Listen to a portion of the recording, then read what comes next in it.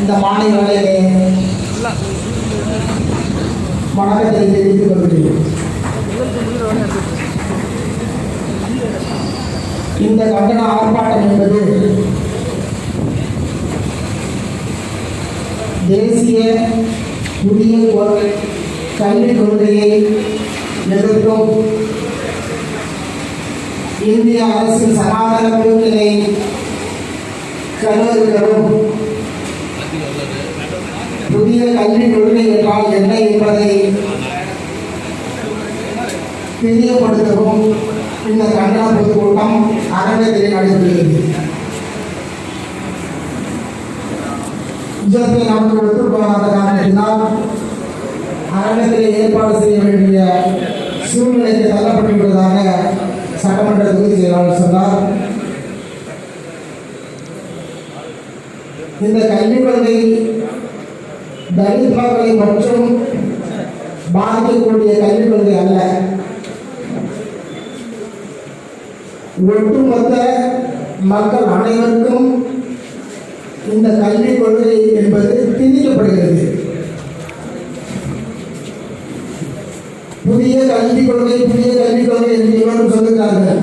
இது புதிய கல்விக் கொள்கை அல்ல, இது பழைய கல்விக் கொள்கை தான். சனாதனம் என்ற வார்த்தை பழைய வார்த்தை தான், பழைய சொல்லாடல் தான். அதனை இந்த உலகிற்கு புதிதாக அறிமுகப்படுத்தியவர் நம்முடைய எழுச்சி தமிழர். வெறும் சாதியவாதத்திலே பேசிக் கொண்டிருந்து பொது நீரோட்டத்திலிருந்து விலகி இருப்பதை விரும்பாத நம்முடைய எழுச்சி தமிழர்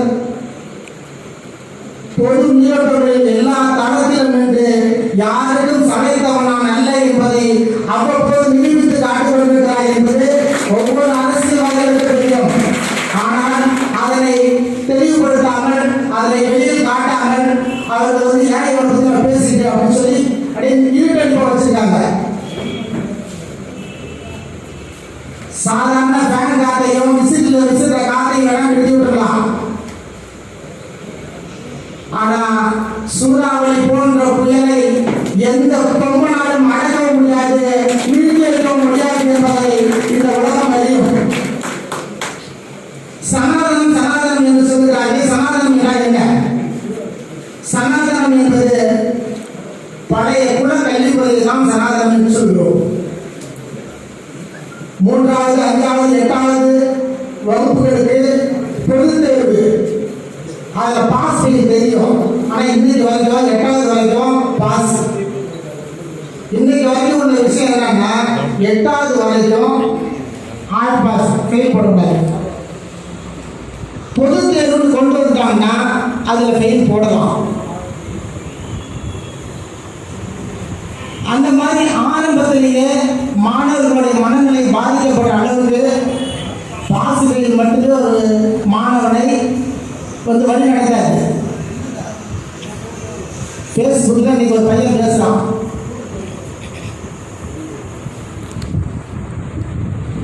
போலீஸ்காரர் ஒருத்தர் கேட்குறாரு, ஏப்பா உங்கள் அப்பா கத்தியால் கொடுத்துறதுக்கு முயற்சி பண்ணி எதுக்காக அப்படின்னு கேட்குறாரு. நான் சயின்ஸில் 100 மார்க் வாங்கினேன், எங்கள் அப்பா அடிக்கிறாரு, அதனால அவர் கத்தியால் கொடுத்துருக்கு போனேன்னு சொல்லுவான். சரிப்பா பள்ளிக்கூடத்தில் வாத்தியார் கத்தியால் கொடுத்துருக்கு போனி, அது ஏன்ப்பா அப்படின்னு கேட்குறாரு. அவங்க இங்கிலீஷ் பாடத்தில் நான் 100 மார்க் எடுக்கணும்னு சொல்லி என்னை டார்ச்சர் பண்ணாங்க, அதனால அவங்களுக்கு கத்தியால் கொடுத்துருக்கு போனேன்னு சொல்லுவான். அவங்களுடைய நோக்கம் என்னவா இருக்குன்னா, ஒரே பள்ளிக்கூடம் 5 சப்ஜெக்ட் கொடுக்குறான், 2 சப்ஜெக்ட் எனக்கு மண்டையில் ஏறல, அதில் 35 மார்க் 20 மார்க் நான் எடுக்கிறேன், மீதி 3 சப்ஜெக்டில் நான் 100 எடுக்கிறேன். 3 வாத்தியார் என்னை புத்திசாலிக்கிறான், 2 பேர் என்னை முட்டாளுங்கிறான். நீங்கள் சொல்லுங்கள், நான் முட்டாளா புத்திசாலியா? அப்படின்னா அந்த கல்வி கொள்கை தான் இதுக்கு காரணம். ஒரு மாணவனை, நல்லா படிக்கிற மாணவனை மட்டப்படுத்துவது, அவனை பழைய சமாதானத்துக்கு கொண்டு போவது கல்விக் கொள்கை சரியா இல்லைன்னு சொன்னா அப்படிதான் இருக்கும். மாநில அளவில் மத்திய பட்டியல் கொண்டு போயிட்டான். மத்தியில் அவன் என்ன சொல்றானோ அதை கேட்கணும். இதில் அதிகமாக பாதிக்கப்படுவது நமது சமூகத்தை சேர்ந்த சகோதர சகோதரிகள் தான் என்பது எல்லோரும் தெரிந்து கொள்ள வேண்டும். இந்த பொதுக்கூட்டத்தை நம்ம சட்டமன்ற தொகுதி செயலாளர் சொன்னது மாதிரி தெருமுனை கூட்டங்களாக மக்கள் மத்தியில் கொண்டு போக வேண்டும். எல்லோருக்கும் சனாதனத்தை பற்றிய விழிப்புணர்வை நாம் கட்சியின் வாயிலாக கொண்டு போக வேண்டும். தலைவருடைய வழிகாட்டுதலை முழுமையாக பின்பற்றி புதிய கல்விக் கொள்கையை வேரோடு அழிக்க வேண்டும், நிறுத்த வேண்டும். தந்த வாய்ப்புகள் நன்றி.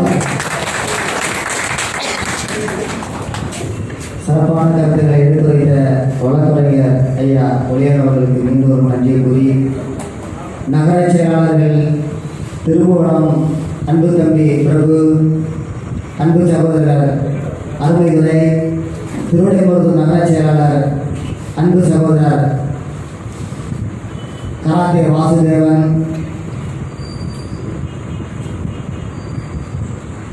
பகுதி செயலாளர் திருப்பரங்குன்றம் பகுதி செயலாளர் பாலகிருஷ்ணன், வளையப்பேட்டை ஊராட்சி செயலாளர் அற்புதராஜ் போன்ற நிர்வாகிகள் வந்திருக்கிறார்கள்.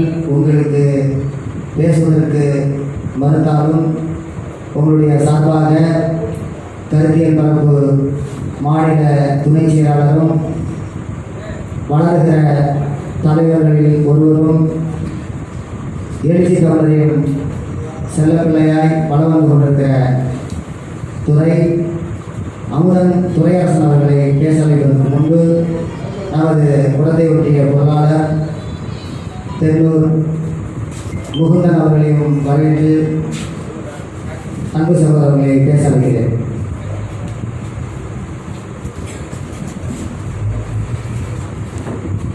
அன்பார்ந்த எந்த ஒரு ஆட்சி அதிகாரத்திற்கும் போகல, அதிகாரத்தை உதவவில்லை. ஆனால் நம்முடைய நெஞ்சத்தாழ்வாரத்தில் நேசத்தொட்டில் கட்டி வீட்டிருக்கிற அண்ணன் முல்லையர் அவர்களை பல்வேறு பரிணாமங்களில் நான் பார்த்திருக்கேன். இன்றைக்கு அவர் ஒரு சபாநாயகராக ஒரு பரிணாமத்தை எடுத்திருக்கிறார். சபாநாயகர் அவர் தான் சொல்லுவார், இந்த ஒற்றை உறுப்பினர்கள் கொண்ட கட்சி தலைவர்களை பேச அழைக்கிற போது நாடாளுமன்றத்தில் 3 நிமிடங்களில் பேசி முடித்து விடுங்கள் என்று சொல்லுவார். அதுபோல அண்ணன் என்னை பேச அழைப்பதற்கு முன்பாகவே 3 நிமிடத்தில் பேசி முடித்து விடுங்கள் என்று சொன்னார். 3 நிமிடங்களுக்குள் பேசி முடிக்க வேண்டும் என்ற கட்டளை இருந்தாலும் கூட இந்த அரங்கில் என்னுடைய கருத்தை பதிய வைக்க வேண்டிய தேவை இருக்கிறது. நான் அதிகமான நேரத்தை எடுக்கவில்லை. ஒரு 10 நிமிடத்திற்குள் என்னுடைய கருத்தை நான் முடித்து விடுகிறேன்.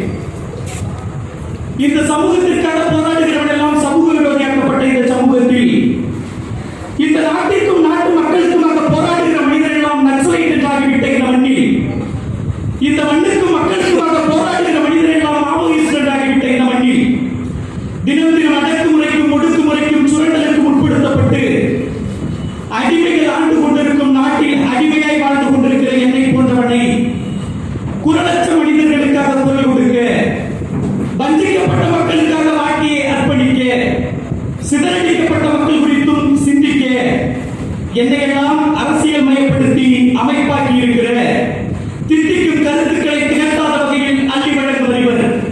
சாதி வெறியர்களை தவிர எல்லோருக்கும் சர்வதேச தலைவர், உறவாழ்ந்த மன்னன், தத்துவத்தால் இந்திய அரசியல் வரலாற்றின் திசைவெளி போக்கை திருத்தி எழுதி நாடாளுமன்றத்தின் ஈரப்புழையை நடுங்க வைத்துக் கொண்டிருக்கிற நம்முடைய எழுச்சி தமிழர்களை வணங்கி என்னுடைய உரையை தொடங்குகிறேன்.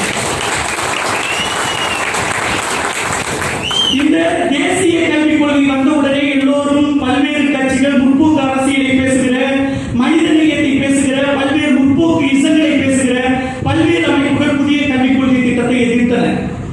ஆனால் இந்த தேசிய கல்விக் கொள்கை திட்டத்தை முதலாக சனாதன கல்விக் கொள்கை என்று வரையறுத்த ஒரு இயக்கம் இந்திய அரசியல் வரலாற்றில் இருக்கிறது என்றால் அது நம்முடைய விடுதலை சிறுத்தைகள் மட்டும்தான். விடுதலை சிறுத்தைகள் ஏன் இதை சனாதன கல்விக் கொள்கை என்று சொல்கிறது?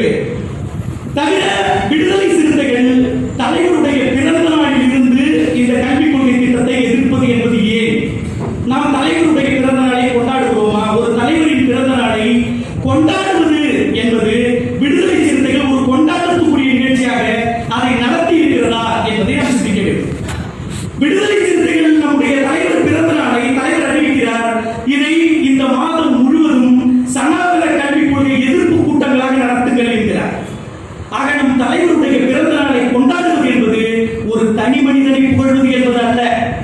நம்முடைய தலைவர் எழுச்சி தமிழரை நாம் கொண்டாட வேண்டும், அவரை ஆதரிக்க வேண்டும். நம்முடைய தலைவர் நம்மை எல்லாம் இந்த மண்ணில் மனிதராக தலைநிற வைத்தவர். நான் இந்த வேளையில் நின்று என்னுடைய கருத்தை பேசுகிற அளவிற்கு எனக்கான ஆதிக்கத்தை, அறிவை எனக்கு ஊட்டிய தலைவர் என்பதால் அல்ல. நான் நம்முடைய தலைவருடைய பிறந்த நாளை கொண்டாடுவது என்பது ஒரு கோட்பாட்டை கொண்டாடுவது என்கிற அடிப்படையில் தான்.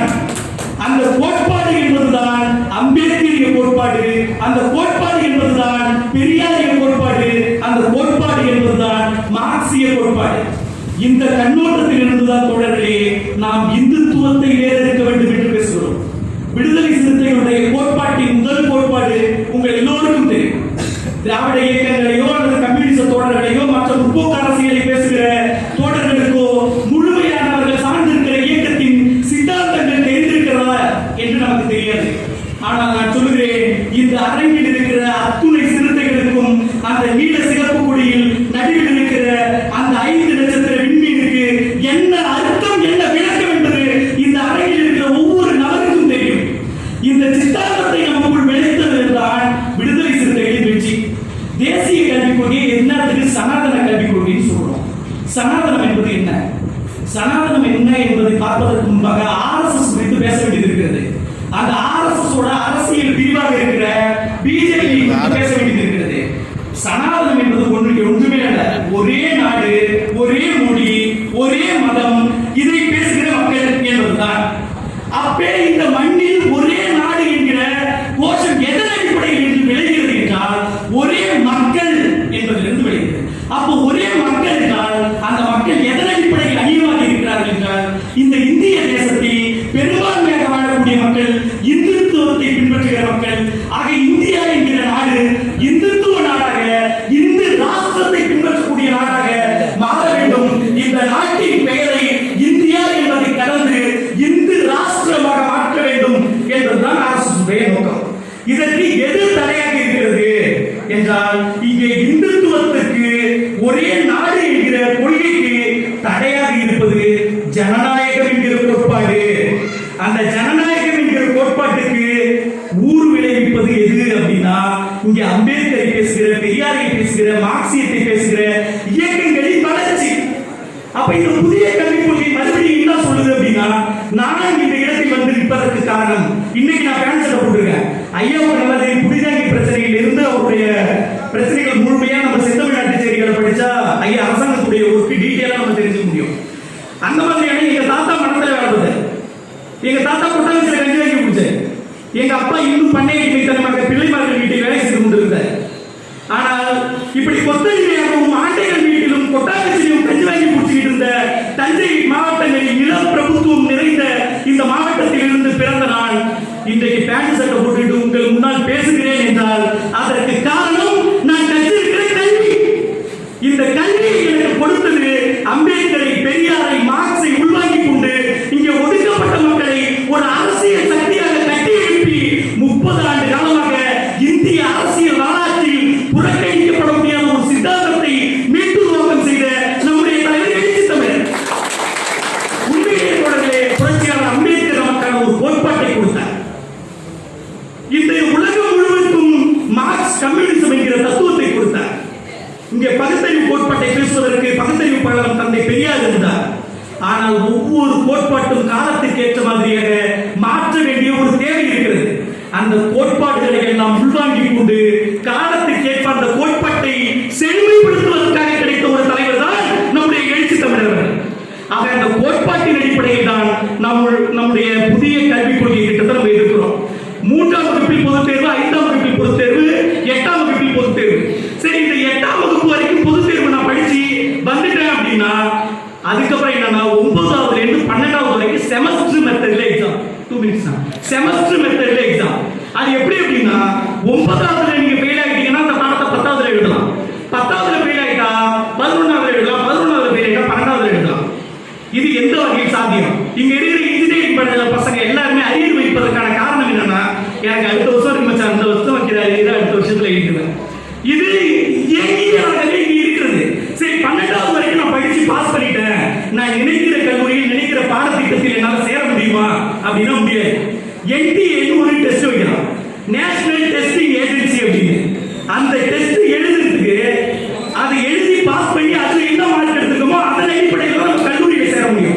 இந்த மாதிரியான 484 பக்கங்கள்ல ஒரு கல்வி கொள்கையை கொடுத்திருக்காங்க.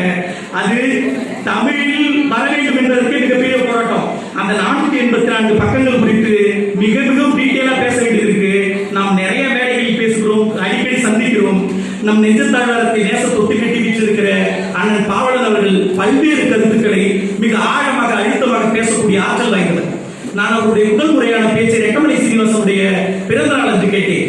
காந்திக்கு ரெட்டமலை சீனிவாசன் கையெழுத்து போட கற்றுக் கொடுத்ததில் ஆரம்பித்து ரெட்டமலை சீனிவாசனின் பார்க்க முடியாத இதுவரையில் வெளிவராத இப்போதாவது புத்தகங்களாக தொகுக்கப்பட்டு வந்திருக்கிறது.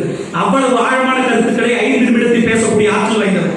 அவரை போன்ற ஆளுமைகளுக்கும் அரசாங்கம் போன்ற ஆளுமைகளுக்கும் வாய்ப்பளித்து எனக்கு கிடைத்த நேரத்தை அதிகமாக பயன்படுத்திக் கொண்டு என்று நினைக்கிறேன். அடுத்து வரும் நேரங்களில் நம் உள்ளையார் சொன்னது போல 3 நிமிடங்களில் முடிக்க முயற்சிக்கிறேன். நன்றி, வணக்கம். மிகவும் நல்ல தெளிவாக நம்மிடத்தில் எடுத்துரைத்த அன்பு சகோதரருக்கு மீண்டும் ஒருமுறை நன்றியை கூறி, நாம் அனைவராலும் இளம்பெரியார் என்று போற்றப்படுகிற, இன்னும் கடந்த 40 ஆண்டுகளுக்கு மேல் ஒரு இளைஞரை போல் சுற்றி சுழந்து கொண்டிருக்கிற கருத்தியல் பரப்பு மாநில துணை செயலாளர் ஐயா அரசாங்கம் அவர்களை பேச அழைக்கிறேன். ஐயா அவர்களுக்கு சின்ன வேண்டுகோள், காலத்தின் நேரத்தை கருதி ரத்தின சுருக்கமாக தங்களது கருத்தை பதிவு செய்யுமாறு கேட்டுக்கொள்கிறேன்.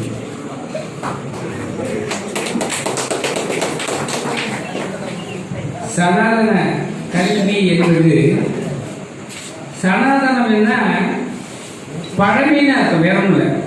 சனாதனம் என்றால் பழமை. பழமையை நோக்கி இந்தியாவை அழைத்து செல்றாங்க. அதாவது புரட்சியாளர் அம்பேத்கர் அவர்கள் நம்மை புதிய உலகத்திற்கு அழைத்து செல்கிறார்.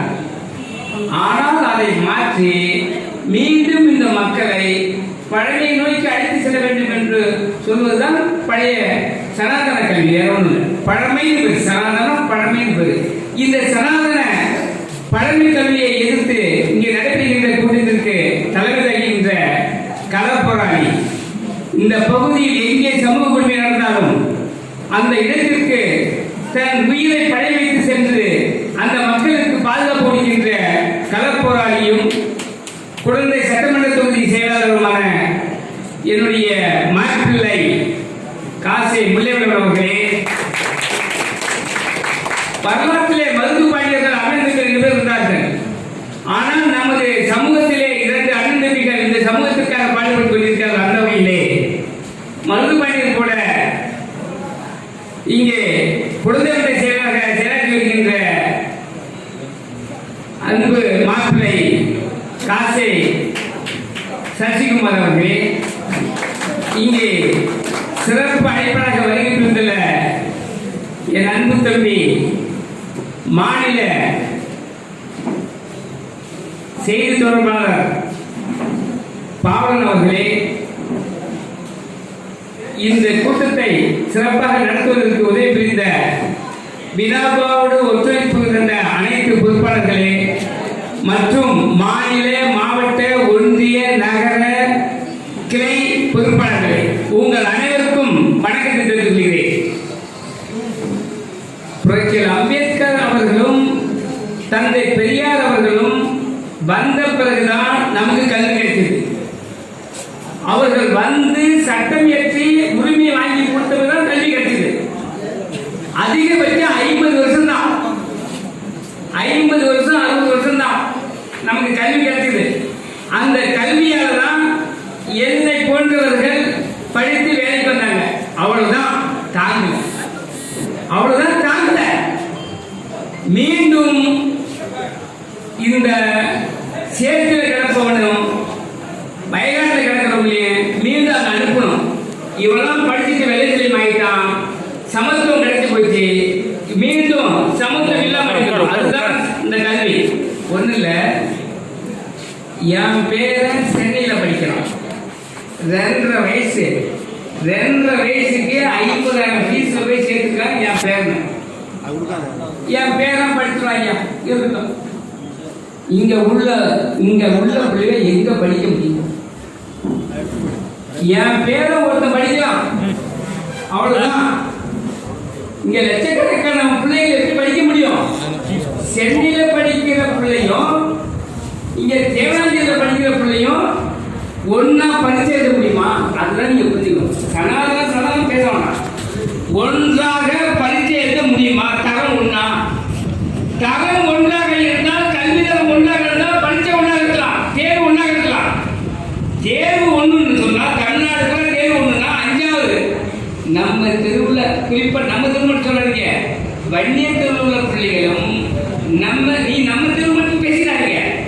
பாவம், வன்னியர்கள் ரொம்ப பாவம் நம்மளோட. அவங்க ஒழுங்கா படிக்கவே இல்லை பாவம். நம்மளால படிச்சு நிறைய பேர் வேலைக்கு வந்துட்டாங்க. அவங்களும் படிக்கவே இல்லை. நீங்க லோகேஷ் யாருன்னா வன்னியர்கள் தான். நீங்க உயரம் நினைச்சிருக்காதீங்க, நம்ம மட்டும் நினைச்சிருக்கீங்க. அவங்க நினைச்சா பாவமா இருக்கு. அவங்க வயநாட்டில் நடந்துட்டு இருக்காங்க. இப்ப நம்மளால வயநாட்டை விட்டு நம்மளால வெளியே வந்துட்டாங்க, நம்மளால வெளியே ஆகிட்டான். அப்ப இவங்க தொழிலை மாத்திட்டாங்க. இப்ப வயல்ல யார் இருக்காங்கன்னா வன்னியர்கள் தான் இருக்காங்க. அவங்க பிள்ளைகள் தான் ரொம்ப பாவம் நம்ம பிள்ளைகளை விட. ஒவ்வொரு தெருவு போய் பார்த்தீங்கன்னா அந்த தெருவு பிள்ளைகளை விட நம்ம தெருவு பிள்ளைகள் அதிகம் படிச்சிருக்காங்க. ஒவ்வொரு தெருவு பார்த்தீங்கன்னா அதிக படிப்பு, உயர்ந்த படிப்பு எங்கன்னா நம்ம தெருவு தான். அதுதான் கோபப்படும். கோபமே அதுதான். ராமதாஸும் சரி, அவன் பிஜேபிக்கும் சரி, கோபம் எப்படி வந்ததுன்னா, என்னடா பழைய வெட்டியவனை பார்த்தவன், தலைவரை பார்த்தவன், வயக்காட்டில் இருக்கிறவன், 2 நேரத்தை சாப்பிட்டவன், இன்னைக்கு எங்க போயிட்டான்? எங்க போனாலும் அவன் தான் இருக்கான். யார் காலேஜ் பேசினாருல, எங்க போனாலும் அவன் தான் இருக்கான். அவன் தான் இருக்கான். நீதிபதியா தான் இருக்கான், டாக்டர் அவன் தான் இருக்கான், வக்கீல் அவன் தான் இருக்கான், எல்லாரும் அவன் தான் இருக்கான். காலேஜ் குரு பேசுறதா இல்லையா? அது போல நம்ம மக்கள் மட்டும் இல்ல, நம்ம மக்களை விட வன்னியர் மக்களும் பாதிக்கப்படுறாங்க. அப்ப இந்த பகுதியில யார் இந்த கல்வி முறையால யார் படிக்க முடியும்னா, பணக்காரர்கள், வசதி படைத்தவர்கள் படிக்க முடியும். 2வதாக ஏழையாக இருந்தாலும் பார்ப்பனர்கள் படிக்க முடியும். ஏழை பார்ப்பனர்களுக்கு இடஒதுக்கீடு வந்துருச்சு. அவங்களுடைய வருமானம் என்ன தெரியுமா? ஒரு வருஷத்துக்கு 8 லட்சம் இருந்தாலும் அவங்க ஏழை. 8 லட்சம் இருந்தாலும் ஏழை ஆகிட்டாங்க. ஆனா நம்ம ஏழைகள் நம்ம சமூகத்துல அப்படி பார்த்தோம்னா, வன்னியர்கள் நாமும் கடுமையான நாட்டிலேயே அதிக ஏழையாக வன்னியர்கள் நம்ம தான். வன்னியர்கள் ஒரு சிலருக்கு நிலம் அவ்வளவுதான். ஆனா நம்ம படிச்சு வேலை வந்திருக்காங்க. 2 ஈக்குவல் ஆயிடுச்சு, ஒன்றும் பிரச்சனை இல்லை. 2 பேரும் ஒண்ணுதான். ஏழ்மையில அந்த வழியில இந்த உழைக்கு, இந்த 2 சமூகம் உழைக்கிற சமூகம், இந்த உழைக்கிற சமூகம் மீண்டும் உழைக்க வைக்கணும். அவ்வளவுதான். இதான் கல்வி. 5வது படிக்கும் போது பொது தேர்வு சொன்னா, அது 3வது தெரிஞ்சு சொல்லிங்க. 3வது என்ன தெரியும்? நம்ம பசங்களுக்கு ஏபிசிடி 5வது படிக்கிற பசங்களுக்கு ஏபிசிடி தெரியல. ஏபிசிடி 5வது தெரியல. ஆனா சிஏடி கேட்டுனா எழுதிக்கிறான். இங்க 5வது படிச்ச பையன் என்ன படிக்கிறான்? 5வதுல என்ன ஆசிரியர் சொல்லி கொடுக்குறாங்கன்னா, சிஏடி கவனிக்க தம்பி, சிஏடி நான் சொல்ற வந்து கவனிங்க.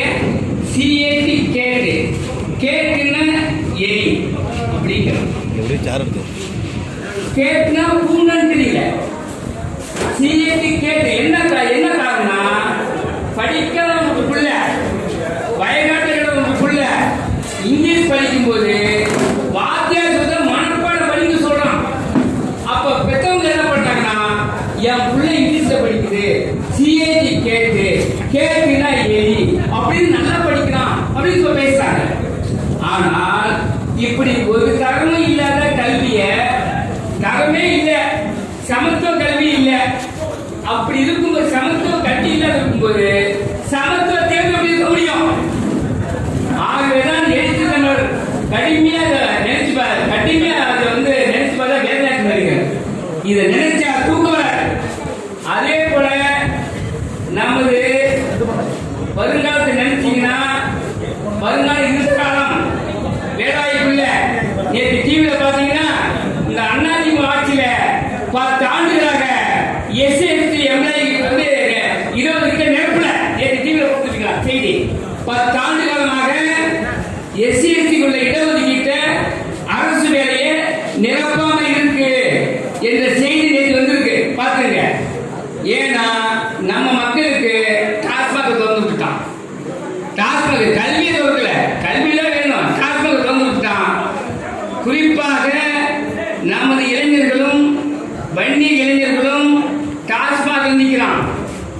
மற்ற சமூகத்தில் ஒரு சில பேர் நிற்கிறான், நம்மளால டாஸ்மாக நினைக்கிறான், ரொம்ப கெட்டு போயிட்டான். அதே நேரத்தில் அரசாங்கம் கெடுக்குது, நம்ம இளைஞர்களும் கெட்டு போறோம். அதனால என்ன சொல்லுவாருன்னா, இங்கே பிஜேபி என்பதும் அதிமுக ஒண்ணுதான், வேற யாரும் நினைச்சாங்க. பிஜேபி என்றாலும் அதிமுக ஒண்ணுதான், ரெண்டுமே பழமையை நோக்கி கொண்டு சென்றான். ஆக நமது இளைஞர்கள் சரியா சிந்திக்க வேணும். இது ஏதோ இந்த மீட்டிங் தம்பி சொன்னது போல ஒவ்வொரு தெருவிலும் நம்ம பேசணும், ஒவ்வொரு தெருவிலையும் பேசணும். நம்ம தெரு மக்கள் எங்க போறாங்க? எல்லாம் வேசப்பட்டு அழைது. இந்த நாடு எங்க போகுது தெரியுமா? இங்க வாழ்க்கை இல்ல மடிச்சிட்டு இருக்கான், வருங்காலம் இல்ல மடிச்சிருக்கான்.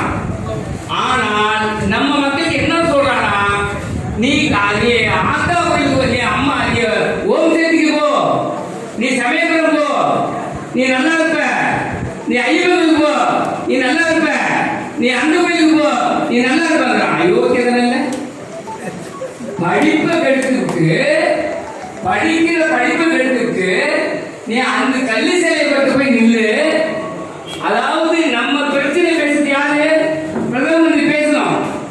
உலகம் பூரா அந்த ஓடிக்கிட்டு இருக்கான், உலகம் பூரா ஏற்பட ஏறி அப்படியே ஓட்டம் பிடிச்சு ஓடுறாங்க. எதுக்கு ஓடுறான்? உலகத்துல நேற்று லிஸ்ட் பாருங்க, 107 நாடு வறுமையில் ஒரு நாடு, 93வது நாடு இந்தியா. நேற்று லிஸ்ட் 93வது, 107 நாட்டுல 93வது நாடு ஏழ்மை நாடு, வறுமை நாடு இந்தியா. ஆனா இங்கதான் கோடிக்கணக்கான கடவுள் அருள் வழங்குது. எவன் அருள் கேட்டான்? எங்களுக்கு பொருள் வேணும், அருள் தேவையில்லை, அருள் இது குப்பை போடு. அருள் அருள் வளர்க்க அருள் வாங்க வராங்க, அம்மன் அருள் கொடுக்குறாங்க, ஆட்டு அருள் கொடுக்குறாங்க. எங்கடா ஆட்டு அருள் கொடுத்தா? அது கண்ணுக்கே தெரியல. அருள்னா என்னன்னா கண்ணுக்கு தெரியல, கண்ணுக்கு தெரியல தனிய ஆட்டு அருள் நம்ம அழகா போயிட்டுலாம். எல்லாம் மஞ்சள் வேட்டி, மஞ்சள் துண்டு. இன்னும் சொல்ல போனா இந்த நாட்டுல குறைந்த வருமானம் நம்ம அளவு தான், விவசாய கூலிக்கு தான். ஆனா நம்ம ஆட்கள் யாரால இந்த நாட்டையே வாழ வைக்கிற பாருங்க. அதாவது காவல்துறைக்கு வேலை வந்து நம்ம ஆளு. ஏன்னா தம்பி பாவனை மற்ற பேசுவாரு, நான் இதை மட்டும் பேசுகிறேன். காவல்துறைக்கு வேலை கொடுத்து யாரு? வரையணும் தான். இல்லைன்னா காவல்துறை வேலையே இல்லாது சும்மா உட்கார்ந்துருப்பாங்க. காவல்துறைக்கு வேலை கொடுத்து பாருங்க, இந்த 2 ஜாதிக்காரங்க தான் வேலை கொடுக்குறாங்க. கிட்டத்தட்ட 75% பழையர்களும் 25% வழி இருக்கணும். அங்க செட்டியாருக்கு வேலை இருக்கா? அங்க முறையாருக்கு வேலை இருக்கா? அங்க ஐயருக்கு வேலை இருக்கா? அங்க ஐயங்காருக்கு வேலை இருக்கா? நாயுடுக்கு வேலை இருக்கா? வண்டியர் கொஞ்சம் பேரு ஒவ்வொரு போலீஸ் இந்த நேரத்துக்கு போங்க, சும்மா கூட்டமா 25 பேர் நிற்கிறான், 30 பேர் பழைய நிற்கிறான். யாரா நிற்கிறான்னா சாதாரண ஒன்றும் இல்லை, சாலையில எட்டு போனான், சாலை போனான சாலையில எட்டு போனா அது அடிச்சு அவன் கேட்டா இவன் கேட்டா அவன் பகல் இவன் பகல் அடிச்சு பிடிச்சி நிற்கிறாங்க. ஒண்ணு இல்லை வேற என்ன, கோழி நெல்லை துணிச்சுட்டு கோழி நெல் துணிச்சு கோழி ஒரு கோழி எவ்வளவு நெல் எடுத்துக்கலாம்? ஒரு 10 மூட்டை துணிட்டுமா? 10 மூட்டை நெல் ஒரு கோழிங்களா? இந்த இவ்வளவு நெல் இல்லையா?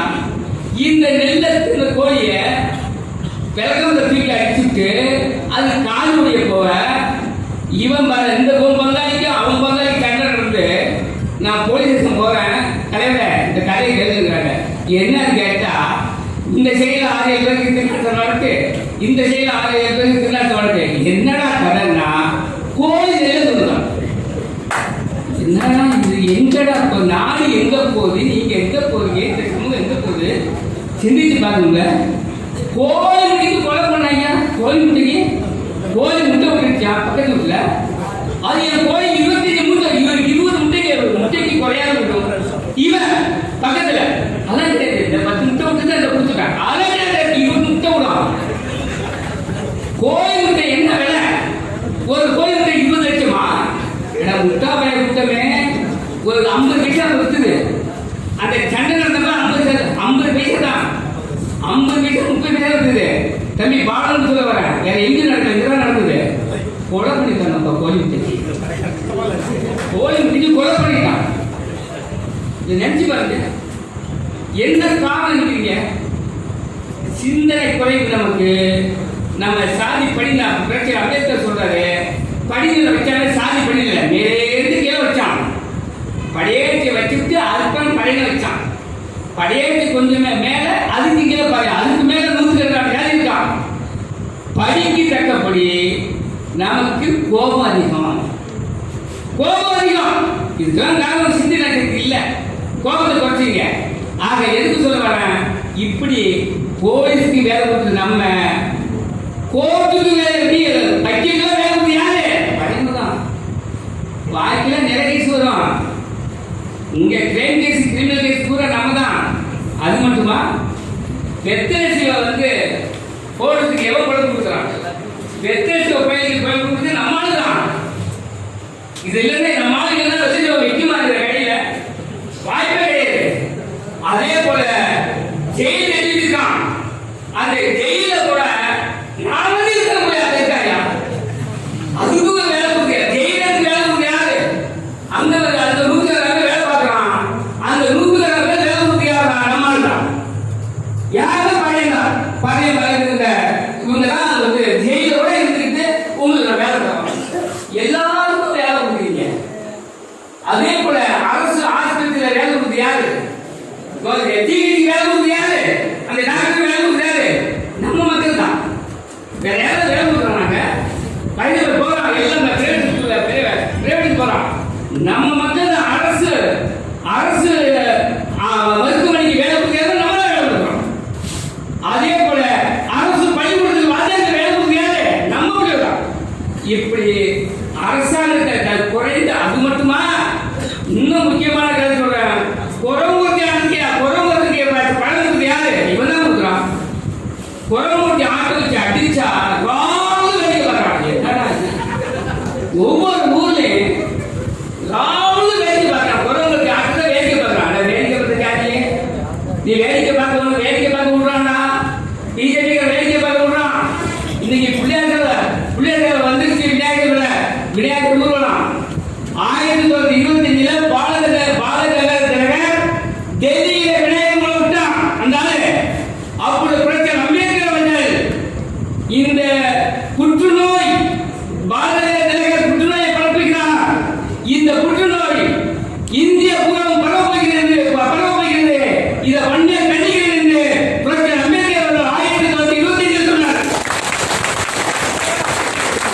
இன்னைக்கு பரத்தூர்ல பிள்ளையார வச்சுக்கிட்டு சாராயத்தை குடிச்சுட்டு நீ ஆட்டம் போடுறிய. உன் கல்வியில மடிச்சிருக்கிறான், படிக்காம மடிச்சிருக்கிறான், வேலையில மடிச்சிருக்கிறான்.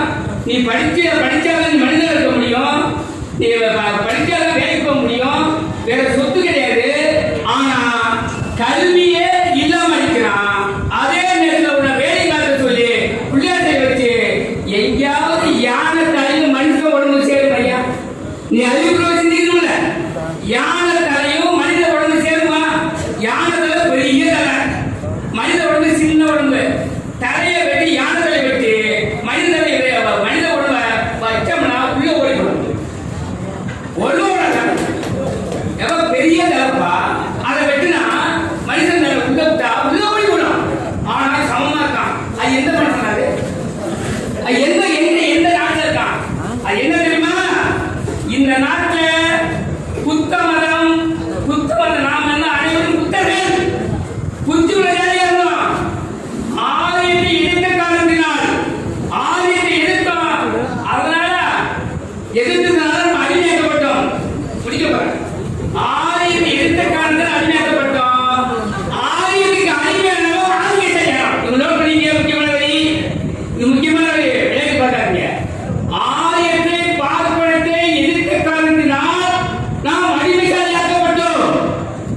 ஆரியத்துக்கு அடிமையானவர்கள் எல்லாம் ஆதிக்கசாலியானவர்கள். இது தத்துவம். ஏண்டா தீங்கம் வந்து சொன்னா நம்ம பார்ப்பனத்தை ஆரியத்தை எதிர்த்தவர்கள். பறையன் என்று சொன்னார் வீரன். இந்திரேசர் பழையன் சொன்னால பிரபாகரன். சுப்பிரமணிய சாமி என்ன சொன்னான்? இந்திரேசர் பழையனால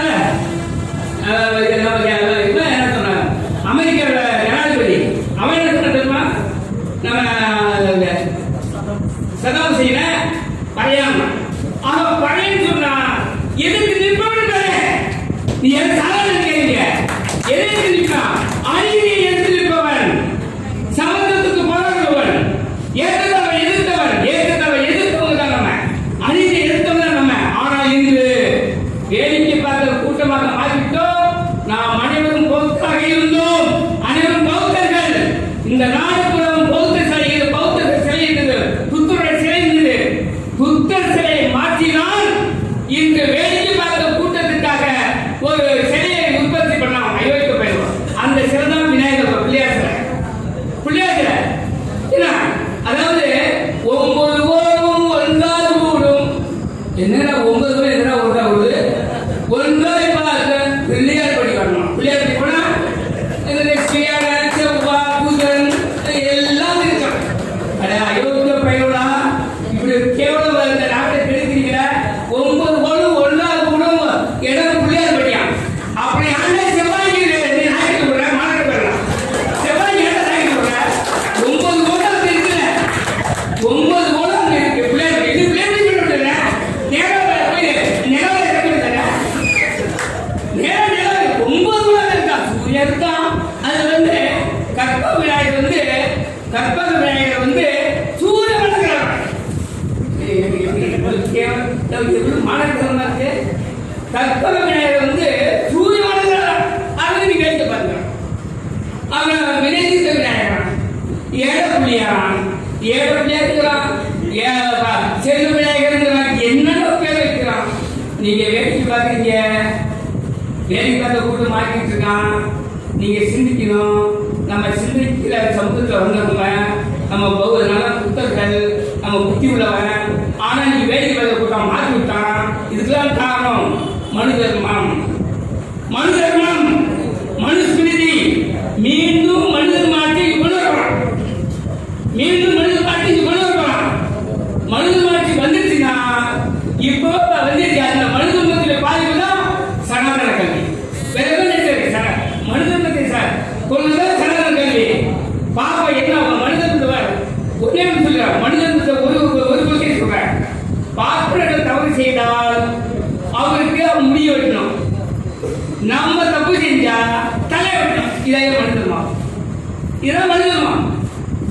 அதனால புரட்சியர் அம்பேத்கர் வழியில நம்ம எழுதிக்கிற கட்சியில நாம இருந்துட்டு இருக்கோம்னா அறிவுபூர்வமா சிந்திக்கணும். இந்த மக்கள் பற்றி சிந்திக்கணும். வேலை பார்க்க கூட்டு போய் இருக்கக்கூடாது, சாராயத்தை போடக்கூடாது, தண்ணி போட்டு அடையக்கூடாது. உன் குடும்பத்துக்கு நல்ல புள்ளியா இருக்கணும். இந்த கொள்கை வெற்றி பெற வேண்டும் என்றால் நீ குடிக்காம இருக்கணும். நீ குடிச்சினா இந்த கொள்கை வெற்றி பெற. குடிச்சிட்டு கூப்பிட்டுனா கொள்கை வராது. அப்போ உங்க குடும்பத்தை விட மாட்டான். பெற்றவங்க விட மாட்டாங்க. என் புள்ள நல்லா இருக்குன்னு நினைச்சேன், இந்த சிறுத்தையில சேர்ந்து குடிச்சு குடிச்சதை பெற்று சொல்றோம். ஞாபகம் வச்சு. அதனால வேலைக்கு பார்க்குற கூட்டமா இருக்கிறோம். ஆகவே கல்வியில போயிட்டு கல்வி அழிக்க பார்க்கிறோம். படிக்க முடியாது. மீண்டும் சோத்துக்கு வழி இல்லை.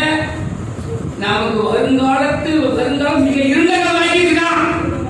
ஆகவே இந்த தெருத்துல பேசி ஆகணும். நம்ம தெருவில் எங்க பார்த்தாலும் ஒரு எங்க பார்த்தாலும் சரி ஒரு சாமி கும்பிடணும். 5000 ரூபாய் போயிடுச்சு. என்னடா வழி 5000 ரூபாய் போயிடுச்சு. என்னடா சாமி ஆத்தா யாரு ஆத்தானா இந்தாண்ட 5 கையா இந்தாண்ட 5 கையா எங்க இருக்கிறாங்க. இந்த 5 கையா எங்க வச்சுக்கிறதுனா சுத்தி அருவா ஜலசம் கேட்ட இதுல வச்சுட்டு போக. இதுல என்ன கொடுமைன்னா அது வந்து ஆத்தா அருவாங்க. நம்மால சிறுத்தை கூப்பிடுறாயா சில ஊர்ல கூப்பிடலாமா? ஆத்தா உண்டா? ஆத்தா உள்ள உங்க ஆத்தா வேற ஆத்தா, நம்ம ஆத்தா ஆத்தா அது ஆத்தா கிடையாது. பரவசம் கொண்டாடி பரவசம் கொண்டாடி அவன் பரவசம் கொண்டாடி உட்காந்துருக்காங்க. ஒருத்தர் பரவசம் போயிட்டு என்ன வேலை அவனுக்கு? அவன் காலை போட்டு உட்காந்து ஒரு மீசை மறைச்சவன். ஒரு மீசை காலில் வந்து நல்லா பாருங்க. அந்த படத்துல ஒரு மீசை வரன அவ போட்டு மிதிச்சு உட்காந்துருப்பா. யார் தெரியுமா? இல்ல பழைய நாள் தான் மிதிக்கிறான். நம்மளதான் மிதிக்கிறவன்.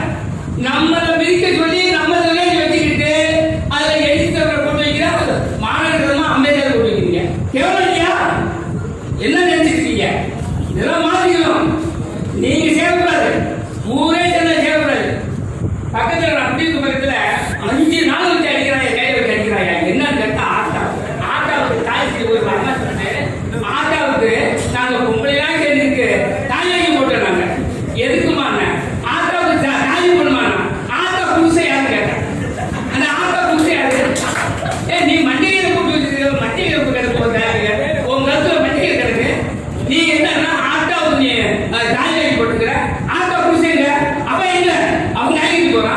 அப்படி ஆக புரட்சியர் அம்பேத்கர் வழியில எழுத்து வழியில நீங்க முழுமையா இருக்கணும்னா, முழுமையா இருந்தாதான் இந்த கொள்கை வெற்றி பெறும். வருங்காலத்துல நம்முடைய இருந்த காலம் ஒளிமயமா மாற்றணும்னா நீங்கள் இந்த அம்பேத்கர் வழியில எழுத்துக்கிற வழியில நீங்கள் தொடர்ந்து பயணம் செய்ய வேண்டும். நம்ம அதான் புரட்சி எழுத்து சொல்லியிருக்கார். விழிப்புணர்வு மக்களை விழிப்புணர செய்வோம், ஆதிக்க வரம்புகளை நோக்கி அதிகாரம் எழுவோம். விழிப்புணர்வு மக்களை விழிப்புணர செய்வோம், ஆதிக்க வரம்புகளை நோக்கி அதிகாரம் எழுவோம் என்று சொல்லி நேரம் நடந்துவிட்டால் இத்துடன் என்னுடைய உரையை முடித்துக் நன்றி வணக்கம்.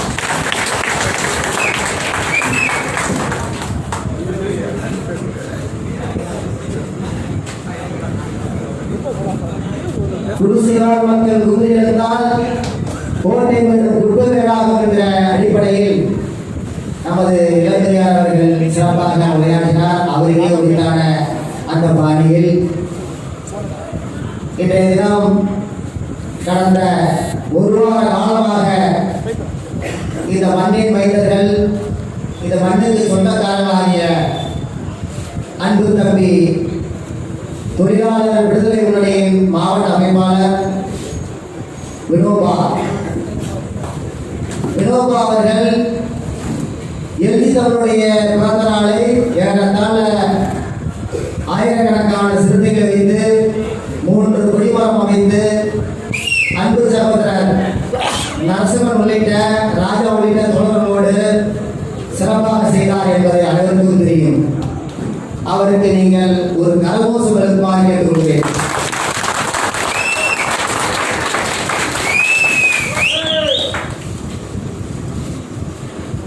அன்பு தம்பிகள் ஒன்றிய செயலாளர் கிழக்கு மகா காசிதர்கள் அவர்களே,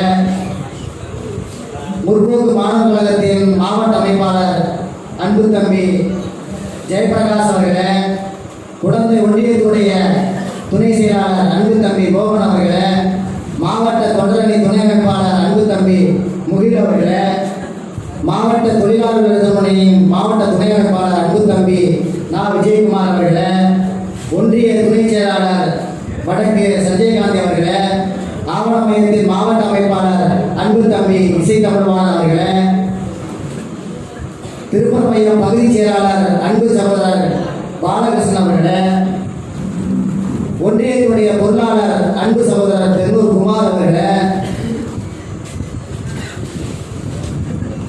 உடையாளூர் கலைமணி அவர்களே, மேலாத்துக்குறிச்சி நரசிம்மன் அவர்களே, மீன் பாஸ்கர் அவர்களே, ஓவியரணி மாவட்ட அமைப்பாளர் சிவகுமார் அவர்களே, ரமேஷ் அவர்களே, காளிதாஸ் அவர்களே, முத்துபரணி அவர்களே, முற்போக்கு மாணவர் கழகத்துடைய சட்டமன்ற தொகுதி செயலாளர் பிரவீன் அவர்களே, இந்த நிகழ்வுகளை பங்குபெற்று இங்கே உரையாற்றி அமர்ந்திருக்கிற கலை இலக்கிய பேரவையின் மாநில துணை செயலாளர் வழக்கறிஞர் ஒளியவன் அவர்களே, வழக்கறிஞர் பிரிவு மாநில துணை செயலாளர் அன்பு சகோதரர் பாலசுப்ரமணியன் அவர்களே, எழுச்சான உரையை ஆற்றி தலைவரின் செல்லப்பிள்ளையாய் விளங்கிக் கொண்டிருக்கிற அன்பு தம்பி அமுதன் துரையாசன் அவர்களே, விவசாய மாநில துணை செயலாளர் அன்பு சகோதரர் முருகேசன் அவர்களே, ஒன்றிய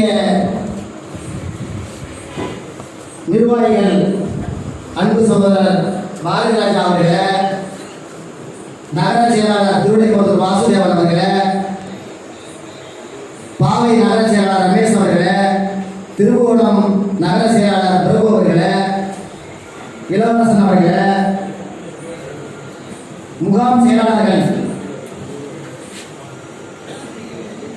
வடக்கு ஒன்றிய முகாம் செயலாளர்கள் மாகுடி பிரபு அவர்களே, தேவராஜர் விஜயகுமார் அவர்களே, ஊழியர் நத்தம் சிறுத்தை சேகரன் அவர்களே, திருநல்லூர் சௌ ராஜா அவர்களே, சந்தை புரிந்தது மாரியப்பன் அவர்களே, மேலாத்துக்குறிச்சி கிருஷ்ணாமூர்த்தி அவர்களே, திருநல்லூர் கண்ணன் அவர்களே, கடிச்சம்பாடி சக்திவேல் அவர்களே, சாரதி நகர் ஆறுமுகம் அவர்களே, அசூர் சக்திவேல் அவர்களே, ஆலமங்குறிச்சி தசரதன் அவர்களே, ஆலமங்குறிச்சி மேலத்தூர் மதியாளன் அவர்களே, முத்தியாலபுரம் வினோத்ராஜ் அவர்களே, கீழப்பரட்டை ராமன் அவர்களே, ராமன் திரு செல்வம் அவர்களே, மாதாக்கோவில் திரு வீரமணி அவர்களே, பொன்பேத்தி செல்வம் அவர்களே, சேட்டு முருகானந்தம் அவர்களே,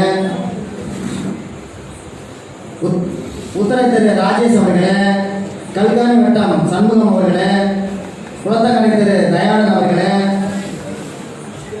அண்ணா ரைஸ்மில் திரு சிவகுமார் அவர்களே, உச்சிக்கட்டளை பரமசிவம் அவர்களே, குடிதாங்கி பால் அவர்களே, மாங்குடி அபினேஷ் அவர்களே, புளியம்பாடி சங்கர் அவர்களே, கண்ணங்குடி திரு பாலகிருஷ்ணன் அவர்களே, இன்னம்பூர் கார்த்தி அவர்களே, புளியஞ்சேரி ரமேஷ் அவர்களே, மைனாவூர் மகேந்திரன் அவர்களே, மேலகாவரி மணிகண்டன் அவர்களே, சந்தை புது திரு பாலகுரு அவர்களே, திருவண்ணாமலை கோபி அவர்களே, அசூர் சின்னமலன் அவர்களே, மேலச்சத்திரம் அன்பழகன் அவர்களே, சோழிமலை புகழேந்தி அவர்களே, ஏராகரம் சுரேஷ் அவர்களே, யானடி பாக்யராஜ் அவர்களே, கிழக்கு ஒன்றிய கிளை செயலாளர்கள் கல்லூர் சிற்றரசு அவர்களே, குருகுரு தளபதி அவர்களே, நரிக்குடி ஸ்டாலின் அவர்களே, அணக்குடி உதயகுமார் அவர்களே, சனப்பாடு விஜயராகவன் அவர்களே, ஐயானூர் சுதாகர் அவர்களே, மகாராஜபுரம் மகேந்திரன் அவர்களே, கடம்பங்குடி வினோத் அவர்களே, அணக்குடி ஆசை தம்பி அவர்களே, கோவிலாச்சேரி அன்பழகன் அவர்களே, நத்தம் ரகுபதி அவர்களே, உத்தமதானி அஜித்குமார் அவர்களே, செருகுடி ரகுராமன் அவர்களே, கீழக்கல்லூர் பாக்யராஜ் அவர்களே, குமரகுடி பிரசாத் அவர்களே, கிளமராயம் ராமன் அவர்களே, கொண்டாங்குடி மணிகண்டன் அவர்களே, மானம்பாடி லெடின் அவர்களே, சேகலூர் சசிகுமார் அவர்களே, பாலாபுரம் ராஜ் அவர்களே, விளந்தகண்டம் ரூபன் ராஜ் அவர்களே, பூந்தோட்டம் விஜய் அவர்களே, நெடுங்கொள்ளை செந்தில் அவர்களே, துர்கவெளி ராஜேந்திர அவர்களே, அத்தியூர் கபிலன் அவர்களே, கடம்புடி வினோத் அவர்களே, அணக்குடி ஆசை தம்பி அவர்களே, துர்கவெளி மகா செல்வமணி அவர்களே, புத்தூர் கலைமன்னன் அவர்களே, குமரங்குடி சின்னத்துறை அவர்களே, நெடுங்குள்ளை செந்தில் அவர்களே,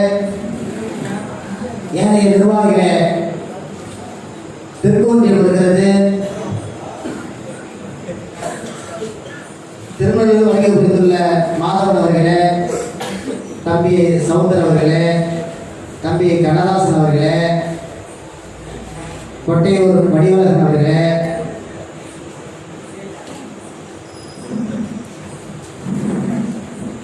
கடிச்சப்பாடி சமூக பாடகர்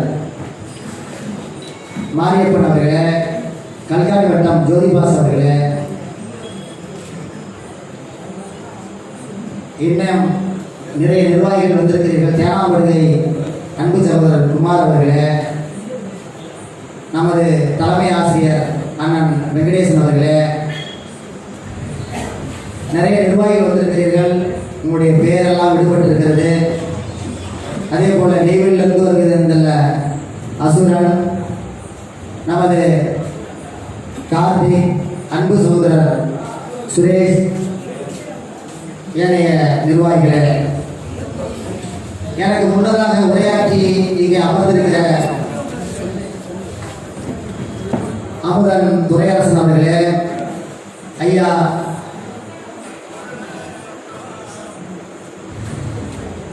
பாபநாசம் நகர செயலாளர் ரமேஷ் அவர்களே, மாவட்ட ஊடக மையத்தினுடைய அமைப்பாளர் ரீகன் அவர்களே, ஐயா அரசாங்கம் அவர்களே, இன்னைக்கு நம்ம எல்லாம் மனிதராகிய மகத்தான தலைவர் புரட்சியாளர் அம்பேத்கருடைய வழியில் நம்மை வழிநடத்தி சென்று கொண்டிருக்கிற மேலதிக தலைவர் டாக்டர் எழுச்சி தமிழ் அவர்களுடைய அன்பு தம்பியும் இந்த இயக்கத்தினுடைய முன்னோடியுமாகிய சனாதன கல்விக் கொள்கையை பற்றி இந்த தேவனாஞ்சேரி மண்ணில் உதவி செய்கிற மாநில செய்தி தொடர்பாளர் அண்ணன் கூகா பாவன் அவர்களே, பல்வேறுபட்ட பகுதியில் வந்திருக்கிற மாநில, மாவட்ட, ஒன்றிய, நகர, முகா, கிளை நிர்வாகிகளே, உங்கள் அனைவருக்கும் எனது முதற்கண் வணக்கத்தை உரித்தாக்கிக் கொண்டு, இந்த கூட்டமானது ஒரு பொதுக்கூட்டமாக இந்த மண்ணிலே நடைபெற வேண்டும் என்று நீண்ட நெடிய காலமாக நாம் கங்கணம் கட்டிக்கொண்டு பணியாற்ற வேண்டும் என்று நினைத்தோம். ஆனால் காலத்தின் சூழல் கருதியும் இயற்கையின் சீற்றம் கருதியும் இன்றைக்கு ஒரு அரங்கத்திலே ஒரு பொதுக்கூட்டமாக மிகப்பெரிய அளவில் வரலாற்று சிறப்பு வாய்ந்த ஒரு நிகழ்வாக இன்றைக்கு நடந்து கொண்டிருக்கிறது. இந்த நிகழ்வை நாம் பார்த்தோம் என்று சொன்னால், உள்ளபடியே இந்த கல்விக் கொள்கை என்பது நம்மை ராஜாஜி காலத்தில் இந்த கல்விக் கொள்கை வந்தது. குலத்தொழில் முறை, குலக்கல்வி முறையை கொண்டு வந்தார்கள். அதே போல இன்றைக்கு 2013 வரை வானிலை ஆராய்ச்சி செய்து கொண்டிருந்த கஸ்தூரி ரங்கன் என்று சொல்லக்கூடிய கிருஷ்ணமூர்த்தி நாயர், அவர் யார்? கேரளாவை சார்ந்த ஒரு மலையாளத்தர் கஸ்தூரி ரங்கன். அவர்தான் இன்றைக்கு இந்த புதிய கல்விக் கொள்கை வரையறையை தலைமையேற்று நடத்தியிருக்கிறார். அதற்கு மத்திய ஆளுநர் அரசு முழு ஒத்துழைப்பு கொடுத்திருக்கிறது. சரி, நவீனமயமாகட்டும் கல்வி முறை நாங்கள் வரவேற்கிறோம். ஆனால் உங்களது பள்ளி கல்வித்துறையும் மற்றபடி நீங்கள் கொடுக்கிற கல்வியும் சரியானதாக இருக்கிறதா, தரமானதாக இருக்கிறதா, ஏழை எளிய மக்கள் பயன்பெறுகிற வகையில் இருக்கிறதா என்பதை ஆராய்ந்து பார்த்தால் முற்போக்குவாதிகளும் ஜனநாயக சக்திகளும் வரலாற்று ஆய்வாளர்களும் முழுக்க இது பிழையானது, தவறானது என்றுதான் சொல்கிறார்களே தவிர ஒருவர் கூட புதிய கல்விக் கொள்கையை ஏற்றுக்கொள்ளக்கூடிய மனநிலையில் யாரும் இல்லை. தொடர்ந்து பிற்போக்கான ஒவ்வொரு திட்டங்களையும் நம் மக்கள் மீது புகுத்தி படித்துக் கொண்டிருக்கிறவர்கள் இப்பதான் படித்துக் கொண்டிருக்கிறார்கள். காலகாலமாக அடக்கப்பட்டு, ஒடுக்கப்பட்டு, வஞ்சிக்கப்பட்டு, நசுக்கப்பட்ட இந்த மக்கள் இப்பொழுதுதான் கொஞ்சம் கொஞ்சமாக எழுந்து படிக்க ஆரம்பிக்கிறார்கள். அதற்கு 3ஆம் வகுப்பு பொதுத் தேர்வு, ஓபன் காம்படிஷன் என்று சொல்லக்கூடிய 3ஆம் வகுப்பு பொதுத் தேர்வு வைத்தால் அது எப்படி நியாயமாகும்? 3ஆம் வகுப்பு படிக்கிற குழந்தைக்கு 8 வயது தான் ஆகும். அதற்கு சரியாக கழிவறை போக தெரியுமா, அல்லது சிறுநீர் கழிக்க தெரியுமா, அல்லது அதுக்கு உடம்பு என்ன செய்கிறது என்றுதான் சொல்ல தெரியுமா? எதுவுமே தெரியாது. அந்த சிறு குழந்தைக்கு போய் பொது கல்வி என்று சொல்லக்கூடிய அந்த ஓபன் காம்படிஷனை வைத்தால் அது என்ன செய்யும்? அந்த குழந்தை 3, 5, 7, 8 இந்த முறையை முற்றிலுமாக நம்மையெல்லாம் மனிதராகிய மகத்தான தலைவர் புரட்சியாளர் அம்பேத்கருடைய வழியில் இன்றைக்கு நம்மை வழிவகுத்து சென்று கொண்டிருக்கிற மேலக தலைவர், நாடாளுமன்றத்தின் நட்சத்திர நாயகர் எழுச்சி தமிழர் அவர்கள் தொடர்ந்து குரல் கொடுத்து வருகிறார், தடுத்து வருகிறார். மூளை முடுக்கெல்லாம் திருமணை பிரச்சாரம் போட்டு நாடாக கழித்து வருகிறார் இந்த தேசிய கல்வி திட்டத்தை வரையறை. இது அனைவராலும் தெரியும், அனைவருக்கும் ஏற்றுக்கொள்ளக்கூடியது. ஆகவே இந்த கல்வி முறை முற்றிலும் தவறு. இதை மாற்றி அமைக்க வேண்டும். அடிப்படை கல்வியை ஒழுங்காக தரவில்லை என்றால் எதற்காக இந்த தேசிய புதிய கல்விக் கொள்கை? எதற்காக 3ஆம் வகுப்பு மாணவ மாணவிகளுக்கு எதற்காக நீங்கள் தருகிறீர்கள்? பொது கல்வி, பொது பரீட்சை, ஓபன் காம்படிஷன் என்பதுதான் எங்கள் கேள்விக்குறியாக இருக்கிறது. ஆக ஏழை எளிய மக்கள் CBSE என்று சொல்லக்கூடிய சென்ட்ரல் போர்டு அந்த வாசப்படியை கூட முடிக்க முடியாத அளவுக்கு கஷ்டப்பட்டு கொண்டிருக்கிறார்கள். சிந்தித்து பாருங்கள். முற்போக்குவாதிகளே, ஜனநாயக சக்திகளே, 2 லட்சம் 1 லட்சம் கட்டி மூட்டை தூக்கும் தொழிலாளியோட மகனோ, கொத்தனார் வேலை செய்யும் ஒரு கூலி தொழிலாளியோட மகனோ, அல்லது மார்க்கெட்டிலே மூட்டை தூக்குகிற யாராவது ஒரு கூலி தொழிலாளியோட மகனோ CBSE படிக்க முடியுமா? அந்த பள்ளிக்கூடத்தை வாசைதான் உங்களால் மிதிக்க முடியுமா? முடியாது. அதற்கான கல்வி திட்டங்களை நீங்கள் ஆரம்ப கல்வியிலிருந்து நீங்கள் கொடுத்துவிட்டு இது போன்ற பொது பரீட்சை வைத்தால் ஓப்பன் காம்படிஷன் என்று சொல்லக்கூடிய பப்ளிக் தேர்வு 1லிருந்து ஆரம்பிக்கும் பிரச்சனை கிடையாது. எங்களுக்கு ஒன்றும் அதில் வந்து எதிர்கொள்றதுக்கு பெரிய சமாச்சாரம் கிடையாது. அது ஒன்றும் கம்பல்சரி கிடையாது. முறையான கல்வியை கொடுக்காம சரியான ஒரு விளையாட்டு இருக்கா, ஒரு பயிற்சி இருக்கா, தரமான கல்வி கட்டணம் இருக்கா, எல்லா பிள்ளைகள்லாம் அரசாங்க பள்ளிக்கூடத்தில் படிக்கிற பிள்ளைகளாம் எங்க படிக்குது? மரத்தடியில் தான் படிச்சுக்கிட்டு. கழிவறை கூட கிடையாது. இவ்வளவு கஷ்டப்படுகிற இந்த குழந்தைகளை நீங்கள் கல்வி முறை என்கிற மோசமான அந்த சனாதனத்தை நீங்கள் திணிக்கிறீர்கள். இதை விடுதலை சிறுத்தைகள் கட்சி சார்பாக வன்மையாக எதிர்த்து கண்டிக்கிறோம். அதை முற்றிலுமாக நீங்கள் கைவிட வேண்டும் என்பதை இந்த நேரத்தில் சொல்லிக்கொண்டு இன்னும் பல கருத்துக்களை உங்களிடத்தில் அண்ணன் அவர்கள் எடுத்து வைப்பார். அண்ணனுடைய பேச்சை உரையை நாம் கேட்க வேண்டும் என்ற அடிப்படையில் தான் இன்றையெல்லாம் பேசி வருகிறோம். ஆகவே சனாதனவாதிகளே, சாதியவாதிகளே, உங்களது பட்டத்தை நிறுத்திக் கொள்ளுங்கள். நாங்கள் எல்லாம் இந்த விடுதலை சிறுத்தையில் சேரும்போது சட்டமன்ற உறுப்பினராகலாம் அல்லது நாடாளுமன்ற உறுப்பினராகலாம் என்று நாங்கள் நினைக்கவில்லை. வாய்க்கரிசி போட்டுவிட்டு விடுதலை சிறுத்தையில் இணைந்தவர்கள் நன்றாக புரிந்து கொள்ளுங்கள். ஆகவே ஆர்ப்பாட்டங்களும் போராட்டங்களும் கூட்டங்களும் எங்களுக்கு புதிதல்ல. எப்போதும் நாங்கள் யார் ஆட்சியில் இருந்தாலும் மக்களுக்கு எதிரான திட்டங்கள் யார் போட்டாலும் எதிர்த்து போராடுவோம். அதில் எப்போதும் விடுதலை சிறுத்தைகள் பின்வாங்க மாட்டோம்.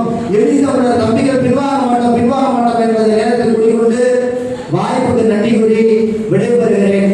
அண்ணன் அவர்கள் இப்போது உரையாற்றுவார்.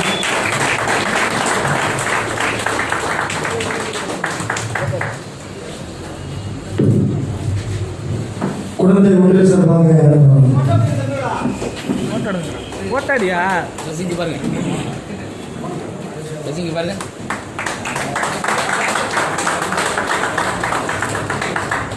நீங்க போடுங்க முல்லை.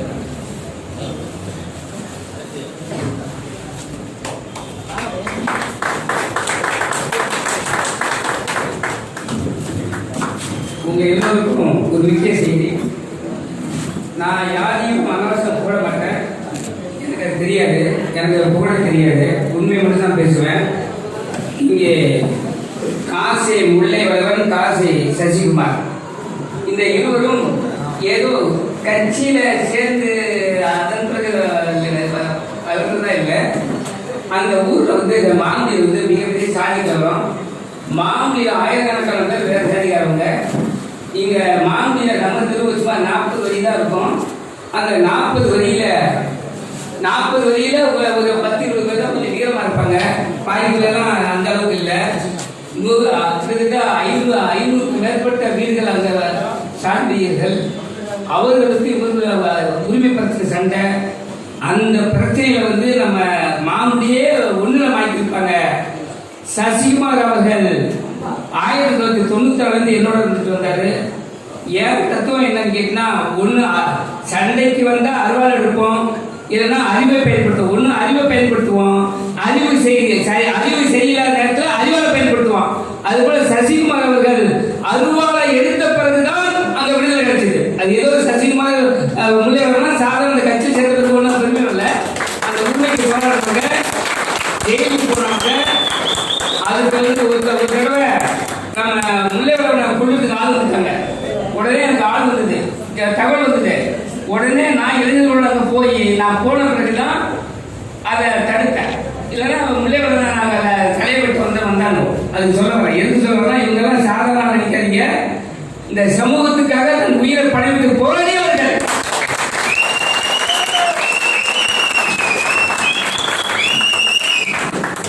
வேறு தலைவர் எழுதி தமிழின் நம்பிக்கை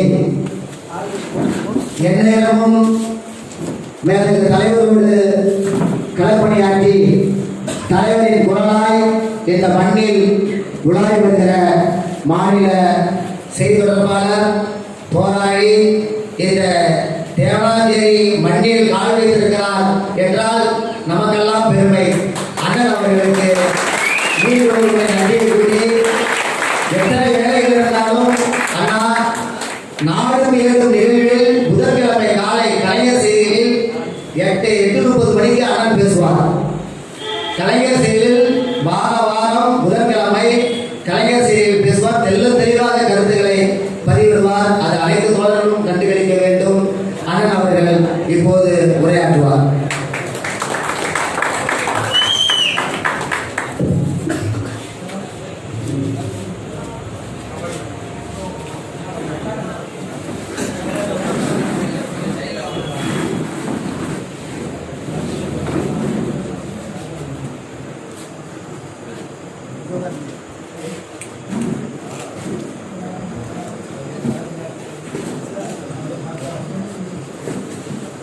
கல்வி யாவருக்கும் பொது உடைமை. அக்கல்வியே மானுடத்தின் பெருவெளிமை என்கிற உலகத்தை முன்வைத்து சாதியத்தின் எலும்பை உடைத்து சமத்துவத்தின் குரலாய் ஒழித்து ஒடுக்குமுறை கதிராய் பிளர்ந்து விளிர்நிலை மக்களின் விடுதலை படைக்கும் எழுச்சி தமிழர் அவர்களை வணங்கி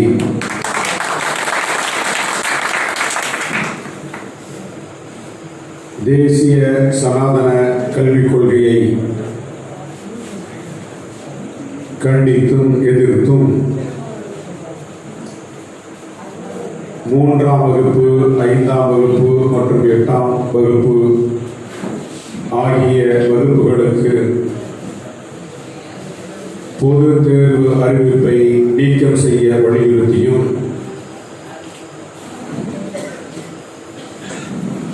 இந்த தேவனாஞ்சேரி மண்ணில் நடைபெறுகின்ற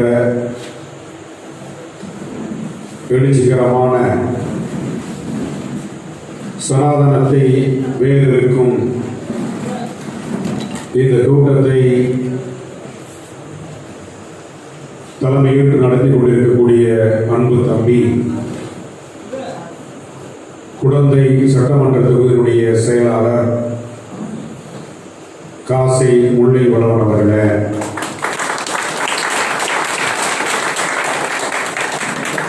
இந்த நிகழ்வுகளை கலந்து கொண்டு கருத்துரை வழங்கியவர்களையும் ஆர்ப்பரித்து கலந்து கொண்டவர்களையும் நெஞ்சார வரவேற்று வரவேற்புரை ஆற்றி அமர்ந்திருக்கக்கூடிய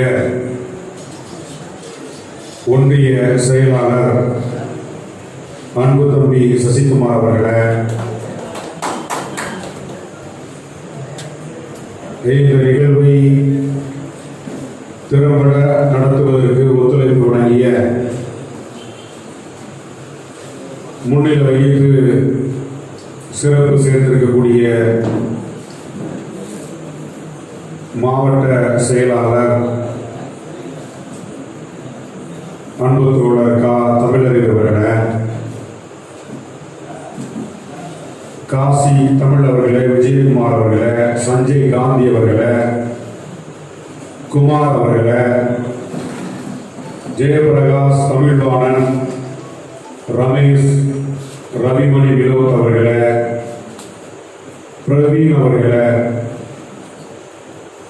மோகன் சிவகுமார், பாஸ்கர், அற்புதராஜ், முகில் வரவன், பாலகிருஷ்ணன் ஆகியோர் தம்பிகளே மற்றும் இந்த நிகழ்வுகளை கலந்து கொண்டு கருத்துரை வழங்கி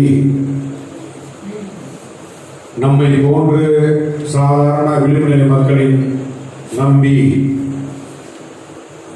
மிகப்பெரிய சக்தியான சனாதன சக்திகளை எதிர்த்து களமாடி வருகின்ற எழுச்சி தமிழர் அவர்களுக்கு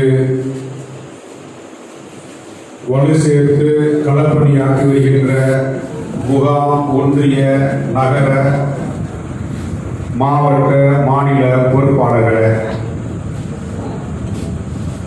இந்த நிகழ்வுகளை கலந்து கொண்டு ஆக்கப்பூர்வமான கருத்துக்களை எடுத்துரைத்த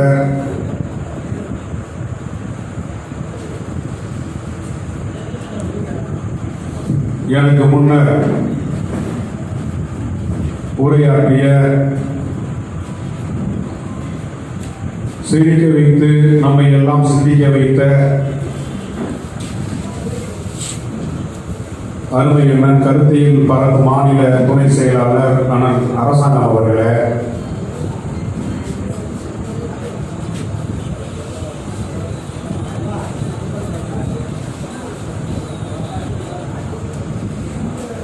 குறைந்த நேரம் பேசினாலும் சிறப்பான கருத்துக்களை இங்கே எடுத்துரைத்த அன்பு தம்பி கருத்தியல் பரப்பு மாநில துணை செயலாளர் அமுதன் துரையரசன் அவர்களே,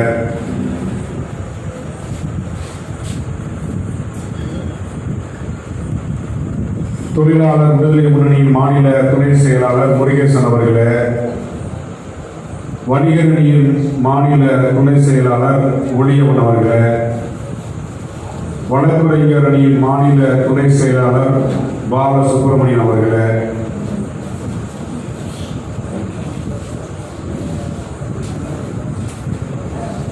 இந்த நிகழ்வில் என்னுடன் வருகை தந்து கலந்து கொண்டு இந்த நிகழ்ச்சிக்கு வலு சேர்த்திருக்கக்கூடிய பொறியாளர் அணியின் கடலூர் மாவட்ட அமைப்பாளர் அன்பு தம்பி கார்த்தி அவர்களே, கடலூர் மாவட்டத்தின் சமாபரம் ஒன்றிய ஒருங்கிணைப்பாளர் அன்பு தம்பி அசுரன் அவர்களே, ஆவண மையத்தினுடைய கடலூர் மாவட்ட ஆவண மையத்தின் மாவட்ட அமைப்பாளர் அன்பு தம்பி சுரேஷ் பாபு அவர்களே, தாம்பரம் நகரத்தின் பொருளாளர் அன்பு சகோதரர் அற்புதராஜ் அவர்களே, தம்பி சசிவளவன் அவர்களே, உங்கள் அத்தனை பேருக்கும் என்னுடைய பணிவார்ந்த வணக்கத்தை தெரிவித்துக் கொள்கிறேன். தம்பி முல்லை வளவன் என்னை தொடர்பு கொண்டு தேசிய சனாதன கல்விக் கொள்கைக்கு எதிராக ஒரு கண்டன பொதுக்கூட்டத்தை குடந்தை சட்டமன்ற தொகுதிக்கு உட்பட்ட பகுதிகளை நடத்த இருக்கின்றேன், நீங்கள் கலந்து கொண்டு கண்டன உரை ஆற்ற வேண்டும் என்று கேட்டுக்கொண்டார். கடந்த ஞாயிறு நடத்த வேண்டிய கூட்டம் தள்ளி போய் இன்று நடக்கிறது. கடை வீதியில் மிகப்பெரிய அளவிலே இந்த பொதுக்கூட்டத்தை நடத்தி விடுதலை சிறுத்தைகள் எப்படி இந்த நாட்டிற்கும் இந்த நாட்டு மக்களுக்கும் பாதுகாப்பு அரணாக களத்தில் நின்று போராடி வருகிறார்கள் என்கிற கருத்தை எடுத்துரைப்பதற்கு ஒரு வாய்ப்பு இருந்தது. ஆனால் மழை பெய்த காரணத்தினால் இன்றைக்கு இந்த அரங்கத்திலே நடத்தி கொண்டிருக்கின்றோம். இருந்தாலும் இந்த அரங்கம் முழுவதும் இவ்வளவு நேரமாகியும் அனைவரும் பொறுமையோடு காத்திருந்து மிக முக்கியமான கருத்துக்களை கேட்பதற்காக இந்த அரங்கத்தை நிரப்பி இருக்கின்ற உங்கள் அத்தனை பேருக்கும் என்னுடைய நெஞ்சார்ந்த நன்றியை தெரிவித்துக் கொள்கிறேன். எனக்கு முன்னர் இங்கே பேசியவர்கள் தேசிய சனாதன கொள்கையின் ஆபத்தை எடுத்துரைத்தார்கள். இன்றைக்கு தமிழகத்திலே எத்தனையோ அரசியல் கட்சிகள் இருந்தாலும் அல்லது இந்திய அளவிலே ஆயிரக்கணக்கான அரசியல் கட்சிகள் இருந்தாலும் மைய அரசு கொண்டு வந்திருக்கக்கூடிய தேசிய சனாதன கல்விக் கொள்கைக்கு எதிராக இந்த நிமிடம் வரை விடுதலை சிறுத்தைகள் மட்டுமே நாடு முழுவதும் போராடி வருகின்றோம். நமது தலைவர் எழுச்சி தமிழர் அவர்கள் அவருடைய பிறந்த நாள் அன்று ஒரு அறிவிப்பை செய்தார். நாடு முழுவதும் தமிழகம் தலைமை அளவிலே தொடர்ந்து முன்னணி பொறுப்பாளர்கள் உட்பட அனைவருமே தேசிய சனாதன கல்விக் கொள்கைக்கு எதிராக போராட வேண்டும், ஆர்ப்பாட்டங்கள் நடத்த வேண்டும், பொதுக்கூட்டம் நடத்த வேண்டும். இதை ஒரு கருத்து பிரச்சாரமாக ஒரு மக்கள் இயக்கமாக மாற்ற வேண்டும் என்று கேட்டுக்கொள்வதற்கு இணங்க நாம் அந்த களத்தில் நின்று போராடி வருகின்றோம். மிகவும் வேதனையாக இருக்கின்றது. நாம் நமக்கு மட்டும் போராடாமல் இந்த நாட்டில் இருக்கக்கூடிய அனைத்து தரப்பு மக்களுக்குமாக போராடி கொண்டே இருக்கின்றோம். பிற சமூகத்தை சேர்ந்தவர்கள் எல்லாம் வாழ்க்கையை மிக அழகாக ரசித்து ருசித்து வாழ்க்கையில் கிடைக்கக்கூடிய எல்லா இன்பங்களையும் அனுபவித்துக் கொண்டிருக்கிற வேளையில் நாம் மட்டுமே மக்கள் விரோத கொள்கைக்கு எதிராக பன்னெடுங்காலம் நம்முடைய முன்னோர்கள் காலம் விட்டு பன்னெடுங்காலம் போராடி வந்து வருகின்றோம். இன்றைக்கும் போராடி கொண்டிருக்கின்றோம். நம்முடைய வருங்கால சந்ததிகளும் போராடுவார்கள். போராடுவதற்கு பிறப்படுத்த ஒரு சமூகமாக இந்த சமூகம் இருக்கிறது. நம்மீது திணிக்கப்படுகின்ற சாதிய ஒடுக்குமுறைக்கு எதிராகவும் அதை எதிர்த்து போராடி வருகின்ற அதே வேளையில் அனைத்து தரப்பு மக்களுக்கும் எதிரான இந்த தேசிய சனாதன கொள்கைக்கு எதிராகவும் நாம் போராட வேண்டிய ஒரு கட்டாயத்தில் இருந்து கொண்டிருக்கின்றோம். ஆயிரக்கணக்கான ஆண்டுகளுக்கு முன்னால் நமக்கு கல்வி கிடையாது, அல்லது இங்கே இருக்கக்கூடிய பிற்படுத்தப்பட்ட சமூகம், மிகவும் பிற்படுத்தப்பட்ட சமூகத்தை சேர்ந்த எந்த சாதிக்கும் கல்வி கிடையாது. இன்றைக்கு நாங்கள் எல்லாம் உயர்ந்த சாதி, நாங்கள் எல்லாம் மன்னர் பரம்பரை, ஆண்ட பரம்பரை என்று மார்த்தட்டி கொள்கின்ற எந்த சாதிக்கும் வெளிப்படையாக சொல்ல வேண்டும் என்றால் ஒரு 100-120 ஆண்டுகளுக்கு முன்னால் கல்வி கிடையாது. வெளிப்படையாக சொல்ல வேண்டும் என்றால் வன்னியர்களுக்கோ முக்கடத்தவர்களுக்கோ கல்வி கிடையாது. 150 ஆண்டுகளுக்கு முன்னால் அவர்கள் பள்ளிக்கூடத்திற்கு நுழைய முடியாது. அரசு அலுவலகங்களிலே வெள்ளைக்காரன் ஆட்சி காலத்தில் கூட எல்லோருக்கும் வேலை கிடையாது. 10% இருக்கக்கூடிய இன்றைக்கு கணக்கெடுத்தால் ஒட்டுமொத்த மக்கள் தொகையில் 100க்கு 10% இருக்கக்கூடிய உயர் சாதி இந்துக்கள் என்று அடையாளப்படுத்தப்படக்கூடிய பார்ப்பனர்களுக்கு மட்டும்தான் அன்றைக்கு கல்வி முறை உருவாக்கப்பட்டிருந்தது. ஒரு நாட்டில் உலகம் தழுவிய அளவிலே பார்த்தோமானால் உலகில் நூற்றுக்கணக்கான நாடுகள் இருக்கிறது. ஒவ்வொரு நாட்டிற்கும் எழுதப்பட்ட சட்டங்கள் அல்லது எழுதப்படாத சட்டங்கள் இருக்கின்றன. நம்முடைய நாட்டில் இந்தியாவில் எழுதப்பட்ட அரசியலமைப்பு சட்டம், இன்னும் சில நாடுகளில் எழுதப்படாத சட்ட தொகுப்புகள் அந்த நாட்டை வழிநடத்தி வருகின்றன. இந்தியாவில் புரட்சியாளர் அம்பேத்கர் அவர்களால் அறுபாடுபட்டு அவருடைய அறிவால், ஆற்றலால், தகுதியால், திறமையால் இந்த அரசியலமைப்பு சட்டம் உருவாக்குவதற்கு முன்பு இங்கே என்ன விதமான நடைமுறை புழக்கத்தில் இருந்தது என்றால் எழுதப்படாத சமூக சட்டங்கள், சமூக சட்டம். அந்த சமூக சட்டம் தான் சனாதன சட்டம், சனாதன கொள்கை. சமூக சட்டம் இந்த நாட்டிலே நடைமுறையில் இருந்த பொழுது, அதாவது வெள்ளைக்காரன் இந்தியாவிற்கு வருவதற்கு முன்பு இங்கே சமூக சட்டம் என்கின்ற சனாதன சட்ட நடைமுறைகள் புழக்கத்தில் இருந்தது. அது எவ்வாறு இங்கே நடைமுறைப்படுத்தப்பட்டு இங்கே இருக்கக்கூடிய கோடிக்கணக்கான மக்களை சாதி அடிப்படையில் ஒவ்வொரு மனிதனும் தனித்தனி சாதியாக பிரித்து கன்னியாகுமரியிலிருந்து காஷ்மீர் வரை எல்லா இடங்களிலும் சாதி படிநிலையை உருவாக்கி ஒரு குறிப்பிட்ட சமூகத்தை சேர்ந்த ஆரியர்கள் மட்டும் ஆட்சி அதிகாரத்தில் இருந்து எல்லாவற்றையும் ஆண்டு கொள்வதற்காக உருவாக்கப்பட்டதுதான் சமூக சட்டம்.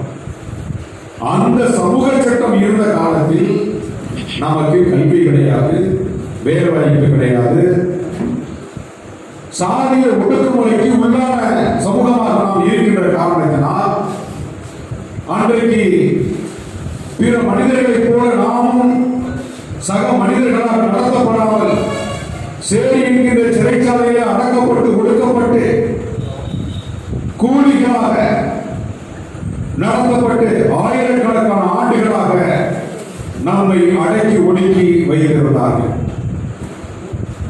பொது வீதிகளில் நடக்க முடியாது, உடை உடுத்த முடியாது, நல்ல உணவு உண்ண முடியாது. இது போன்ற கட்டிட வீடுகளில் நாம் வசிக்க முடியாது. கண்டிப்பாக கூரை குடிசைகளை குடியிருந்தாக வேண்டும். ஊருக்கு ஒதுக்குப்புறமாக வெளிப்புறத்தில் வாழ வேண்டும். எல்லோரும் நலமாகக்கூடிய இடங்களில் நாம் நலமாக முடியாது. கோயில்களிலே நுழைய முடியாது. பொது கிணற்றிலே நீர் எடுக்க முடியாது. பிற சமூக மக்களோடு நட்போடு உறவு கொண்டு நாம் பயணிக்க முடியாது.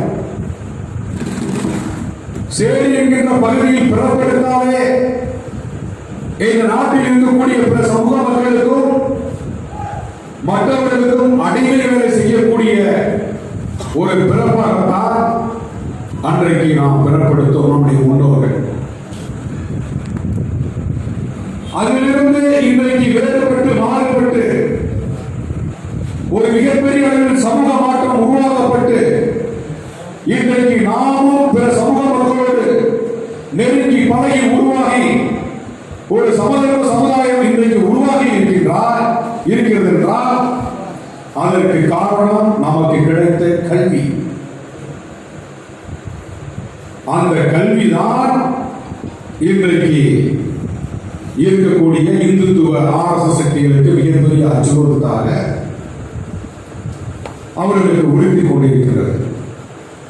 மகான் புத்தர் காலத்தில் எப்படி சாதிய ஒடுக்குமுறைக்கு எதிராக அவர் களமாடி பேசி மக்களும் அதற்கான கருத்துக்களை எடுத்துரைத்து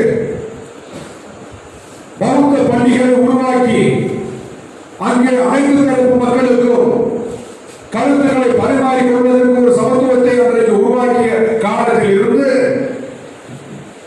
மகான் புத்தர் அவர்களுடைய தொடர்ச்சியாக இந்திய மண்ணிலே பல்வேறு தலைவர்கள் உருவாக்கி மிகப்பெரிய பிரளயமாக இந்துத்துவத்தின் உச்சந்தலையில் இடியாக இறங்கிய புரட்சியாளர் அம்பேத்கர் அவர்கள் கற்ற கல்வி இந்திய சமூகத்தில் ஒரு மிகப்பெரிய மாற்றத்தை உருவாக்கி அவருடைய உழைப்பால், அவருடைய வியர்வையால், அவருடைய அறிவால், ஆற்றலால், தகுதியால், திறமையால் இன்றைக்கு இந்தியா ஒரு மிகப்பெரிய ஒரு மாற்றம் உருவாகி இருக்கிறது.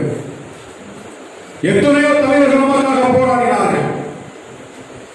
நமக்காக புரட்சியாளர் அம்பேத்கர் மட்டுமல்ல, அம்பேத்கருக்கு முன்னேயே பல்வேறு தலைவர்கள் போராடிதான் இந்திய சமூக கட்டமைப்பில் ஒரு மாற்றம் உருவாகி இன்றைக்கு பிற சமூகத்தோடு உறவாடி நெருங்கி பழகி தலையிலிருந்து வாழக்கூடிய ஒரு சூழ்நிலை இந்தியாவில் உருவானது.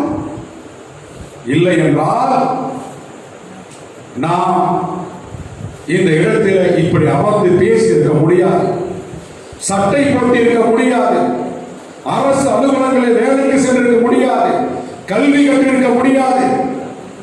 ஆனால் அரசாங்கம் சொன்னதை போல எந்த கடவுளை துதிபாடுகின்ற எந்த மனாதிபதிகளும் நமக்காக கண்ணீர் விட்டதில்லை, நமக்காக பேசியது இல்லை, நம்மையும் ஒரு மனிதர்களாக அங்கீகரித்து அரவணைக்கவில்லை. தலைவர்கள் நடத்திய போராட்டம், புரட்சியாளர் அம்பேத்கர் அவர்கள் அறுபாடுபட்டு உருவாக்கிய அரசியலமைப்பு சட்டம், அந்த சட்டம் தான் இன்றைக்கு நம்மை தலைநிறுத்த வைத்திருக்கின்றது. அந்த சட்டத்தை பாதுகாக்கின்ற இடத்தில் தான் இன்றைக்கு நம்முடைய தலைவர் எழுச்சி தமிழர்கள் அறுபாடுபட்டு களத்தில் நின்று நெஞ்சுரத்தோடு போராடி வந்து கொண்டிருக்கிறார். இன்றைக்கு எழுச்சி தமிழர்கள் இல்லை என்றால் அரசியல் புரட்சியாளர் அம்பேத்கர் அவர்கள் உருவாக்கி கொடுத்த அரசியலமைப்பு சட்டம் கூட தகர்க்கப்பட்டுவிடும்.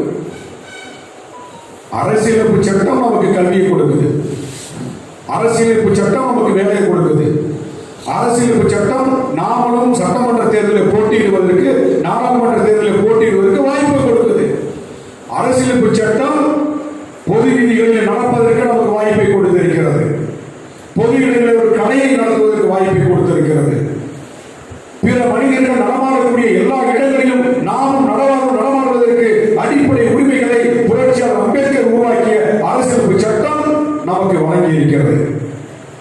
இன்றைக்கு அந்த சட்டத்தின் மூலமாகத்தான் நாம் படித்து வளர்ந்து இன்றைக்கு நாமும் அரசு துறைகளிலே அதிகாரத்தை சுமைக்கக்கூடிய ஒரு பரிணாம வளர்ச்சியை நாம் அடைந்திருக்கின்றோம்.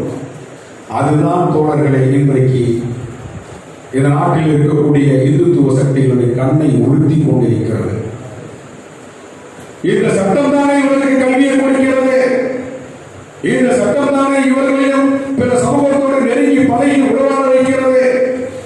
இந்த சட்டம் தானே இவர்களுக்கும் எல்லா விதமான உரிமையை கொடுக்கிறது. இந்த சட்டம் தானே இவர்களும் சொத்து சம்பாதிப்பதற்கான வாய்ப்பை கொடுக்கிறது. இந்த சட்டம் தானே எல்லோரையும் போல மாடி வீடுகள் கட்டி எழுப்புவதற்கு வாய்ப்பை கொடுக்கிறது. இந்த சட்டம் தானே பிற சாதிகளை போல காரில் பயணிப்பதற்கும் விமானத்தில் பயணிப்பதற்கும் ஒரு சமத்துவத்தை உருவாக்கி கொடுக்கிறது. ஆகவே அந்த சட்டத்தை குளிரோடி புதைக்க வேண்டும் என்பதுதான் சனாதன கல்விக் கொள்கையின் அடிப்படை மூலம். அதை நீங்கள் புரிந்து கொண்டால் வேண்டும். யார் போராட வருகிறார்களோ இல்லையோ, எந்த சாதி போராடுகிறதோ இல்லையோ, எந்த தலைவர் போராட வருகிறானோ இல்லையோ, எந்த கட்சி களத்தில் இருக்கிறதோ இல்லையோ, நாம் போராடி கொண்டே இருக்க வேண்டும். ஏனென்றால் நாம் நமக்காக போராடவில்லை, நம்முடைய பிள்ளைகளுக்காக போராடி கொண்டே இருக்கின்றோம். நம்முடைய வருங்கால சந்ததிகளுக்காக போராடி கொண்டே இருக்கின்றோம். அதனால்தான் இங்கே பல பேர் குறிப்பிட்டதை போல 3ஆம் வகுப்பிலேயே முளையிலேயே கீழ் எறிவதற்கான ஒரு வாய்ப்பை அவன் உருவாக்கி வைத்திருக்கின்றான். மன்னர்கள் ஆட்சி காலத்தில் பார்ப்பனர்கள் மட்டும்தான் மிகப்பெரிய அதிகாரத்தை பெற்று மன்னர்களே ஆட்டி படைக்கக்கூடிய வலிமை பெற்றவர்களாக இருந்தார்கள். அவர்கள் என்ன சொல்கிறார்களோ அதை மன்னர்கள் அப்படியே கேட்பார்கள். நம்மிடமிருந்து நிலத்தை பறித்திருந்தார்கள். இந்துத்துவ கொள்கை கோட்பாடுகளை எதிர்த்த காரணத்தினால்தான் நம்மிடமிருந்து நிலத்தை மன்னர்கள் மூலமாக பிரித்து யாரெல்லாம் இந்துத்துவத்தை அந்த கொள்கை கோட்பாடுகளை ஏற்றுக்கொண்டார்களோ அவர்களுக்கு தானமாக வழங்கினார்கள். அந்த அளவிற்கு இங்கே சாதிய ஒடுக்குமுறை இந்த நாடுகளும் தலையில் தாடியது. மன்னர் வீட்டு பிள்ளைகள் மட்டும் படிக்க முடியும். குருகுல கல்வி ஒன்றை உருவாக்கி அங்கே உயர் சாதி பார்ப்பனர்களுக்கு மட்டும்தான் கல்வி முறை இருந்தது. யாரும் படிக்க முடியாது. சனாதன நடைமுறையில் இருந்த காலத்தில் வேதம் என்கின்ற சமஸ்கிருதம் இந்த நாட்டில் மிகப்பெரிய கோலோச்சிய காலத்தில் உயர் சாதி இந்துக்களாக அடையாளப்படுத்தப்படுகின்ற பிராமணர்கள் மட்டும் படிக்கின்ற காலத்தில் வேறு எவரும் இன்றைக்கு இருக்கின்றார்களே, 4ஆம் தர இடத்தில் வைக்கப்பட்டுள்ளார்களே, சூத்திரர்களாக இருக்கக்கூடிய பிற சாதிகள் படிப்பதற்கு வாய்ப்பு மறுக்கப்பட்ட ஒரு சூழல் இந்திய மண்ணில் இருந்தது. பல ஆயிரக்கணக்கான ஆண்டுகள் நடத்திய போராட்டம் இது. கோடிக்கணக்கான உயிர்கள் இந்திய மண்ணிலே பறிக்கப்பட்டது. இந்த சனாதன கல்வி என்பது, சனாதன கொள்கை கோட்பாடு என்பது நமக்கு மட்டும் எதிரானதல்ல,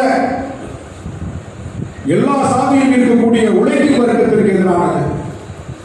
இன்னும் சொல்ல போனால் 10% இருக்கக்கூடிய பார்ப்பனருக்கு ஆதரவாக இருக்கின்ற இந்த சனாதன கல்விக் கொள்கை மீதம் இருக்கக்கூடிய 90% இந்துக்களாக அடையாளப்படுத்தப்படுற ஏனைய அனைத்து சாதிகளுக்கு எதிரானது. பெரும்பான்மை இந்துக்களுக்கு எதிரானது, பெண்களுக்கு எதிரானது. இந்த நாடு முழுவதும் இருக்கிற கோடானி கோடி உழைக்கின்ற வர்க்கத்தான் சேரி என்கின்ற சிறைச்சாலை கிடைக்கும் இன்றைக்கும் அடைப்பட்டு கிடைக்கின்ற கோடிக்கணக்கான மக்களுக்கு எதிரானது. ஆக எவர் எதிர்த்தாலும் நாம் எதிர்க்க வேண்டிய இடத்தில் இருக்கின்றோம். இன்றைக்கும் நிறைய குக்கிராமத்தில் போய் பார்த்தீங்கன்னா 8ஆம் வகுப்பு 10ஆம் வகுப்பு கூட நம்முடைய பிள்ளைகள் நின்று விடுகிறார்கள். எங்காவது நிலத்திலே கூலி வேலை செய்கின்றார்கள் அல்லது ஒரு தொழிற்சாலையிலே கம்பெனியில் போய் கூலிக்கு வேலை செய்கின்றார்கள். கல்லூரி படிப்பை மிகச்சிலரே எட்டி போக முடிகிறது. மருத்துவ படிப்பு என்பது நமக்கு எட்டாக்கணியாக இருக்கின்றது. பொறியியல் படிப்பு என்பது இன்றைக்கு கார்ப்பரேட் கம்பெனிகளுக்கு கூலி வேலை செய்யக்கூடிய ஒரு கல்வி முறையை உருவாக்கி வைத்திருக்கிறது. நீங்க பாத்தீங்கன்னா அந்த இன்ஜினியரிங் படிச்சிருப்போம் பாத்தீங்கன்னா அந்த மந்திரிச்சு உள்ள கோழி மாதிரி இருப்பாங்க. சமூக சிந்தனையே அவர்களுக்கு வராது.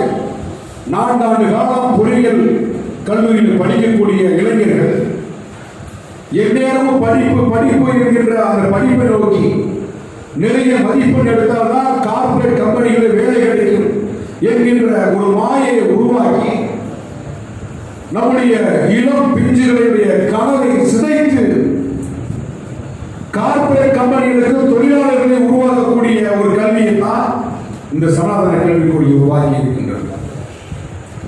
மதிப்பெண்களை அளவுகோலாக வைத்து நம்முடைய பிள்ளைகளை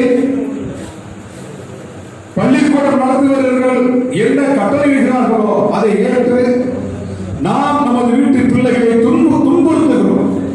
சில நேரங்களில் அடிக்கின்றார்கள் பெற்றோர்கள்.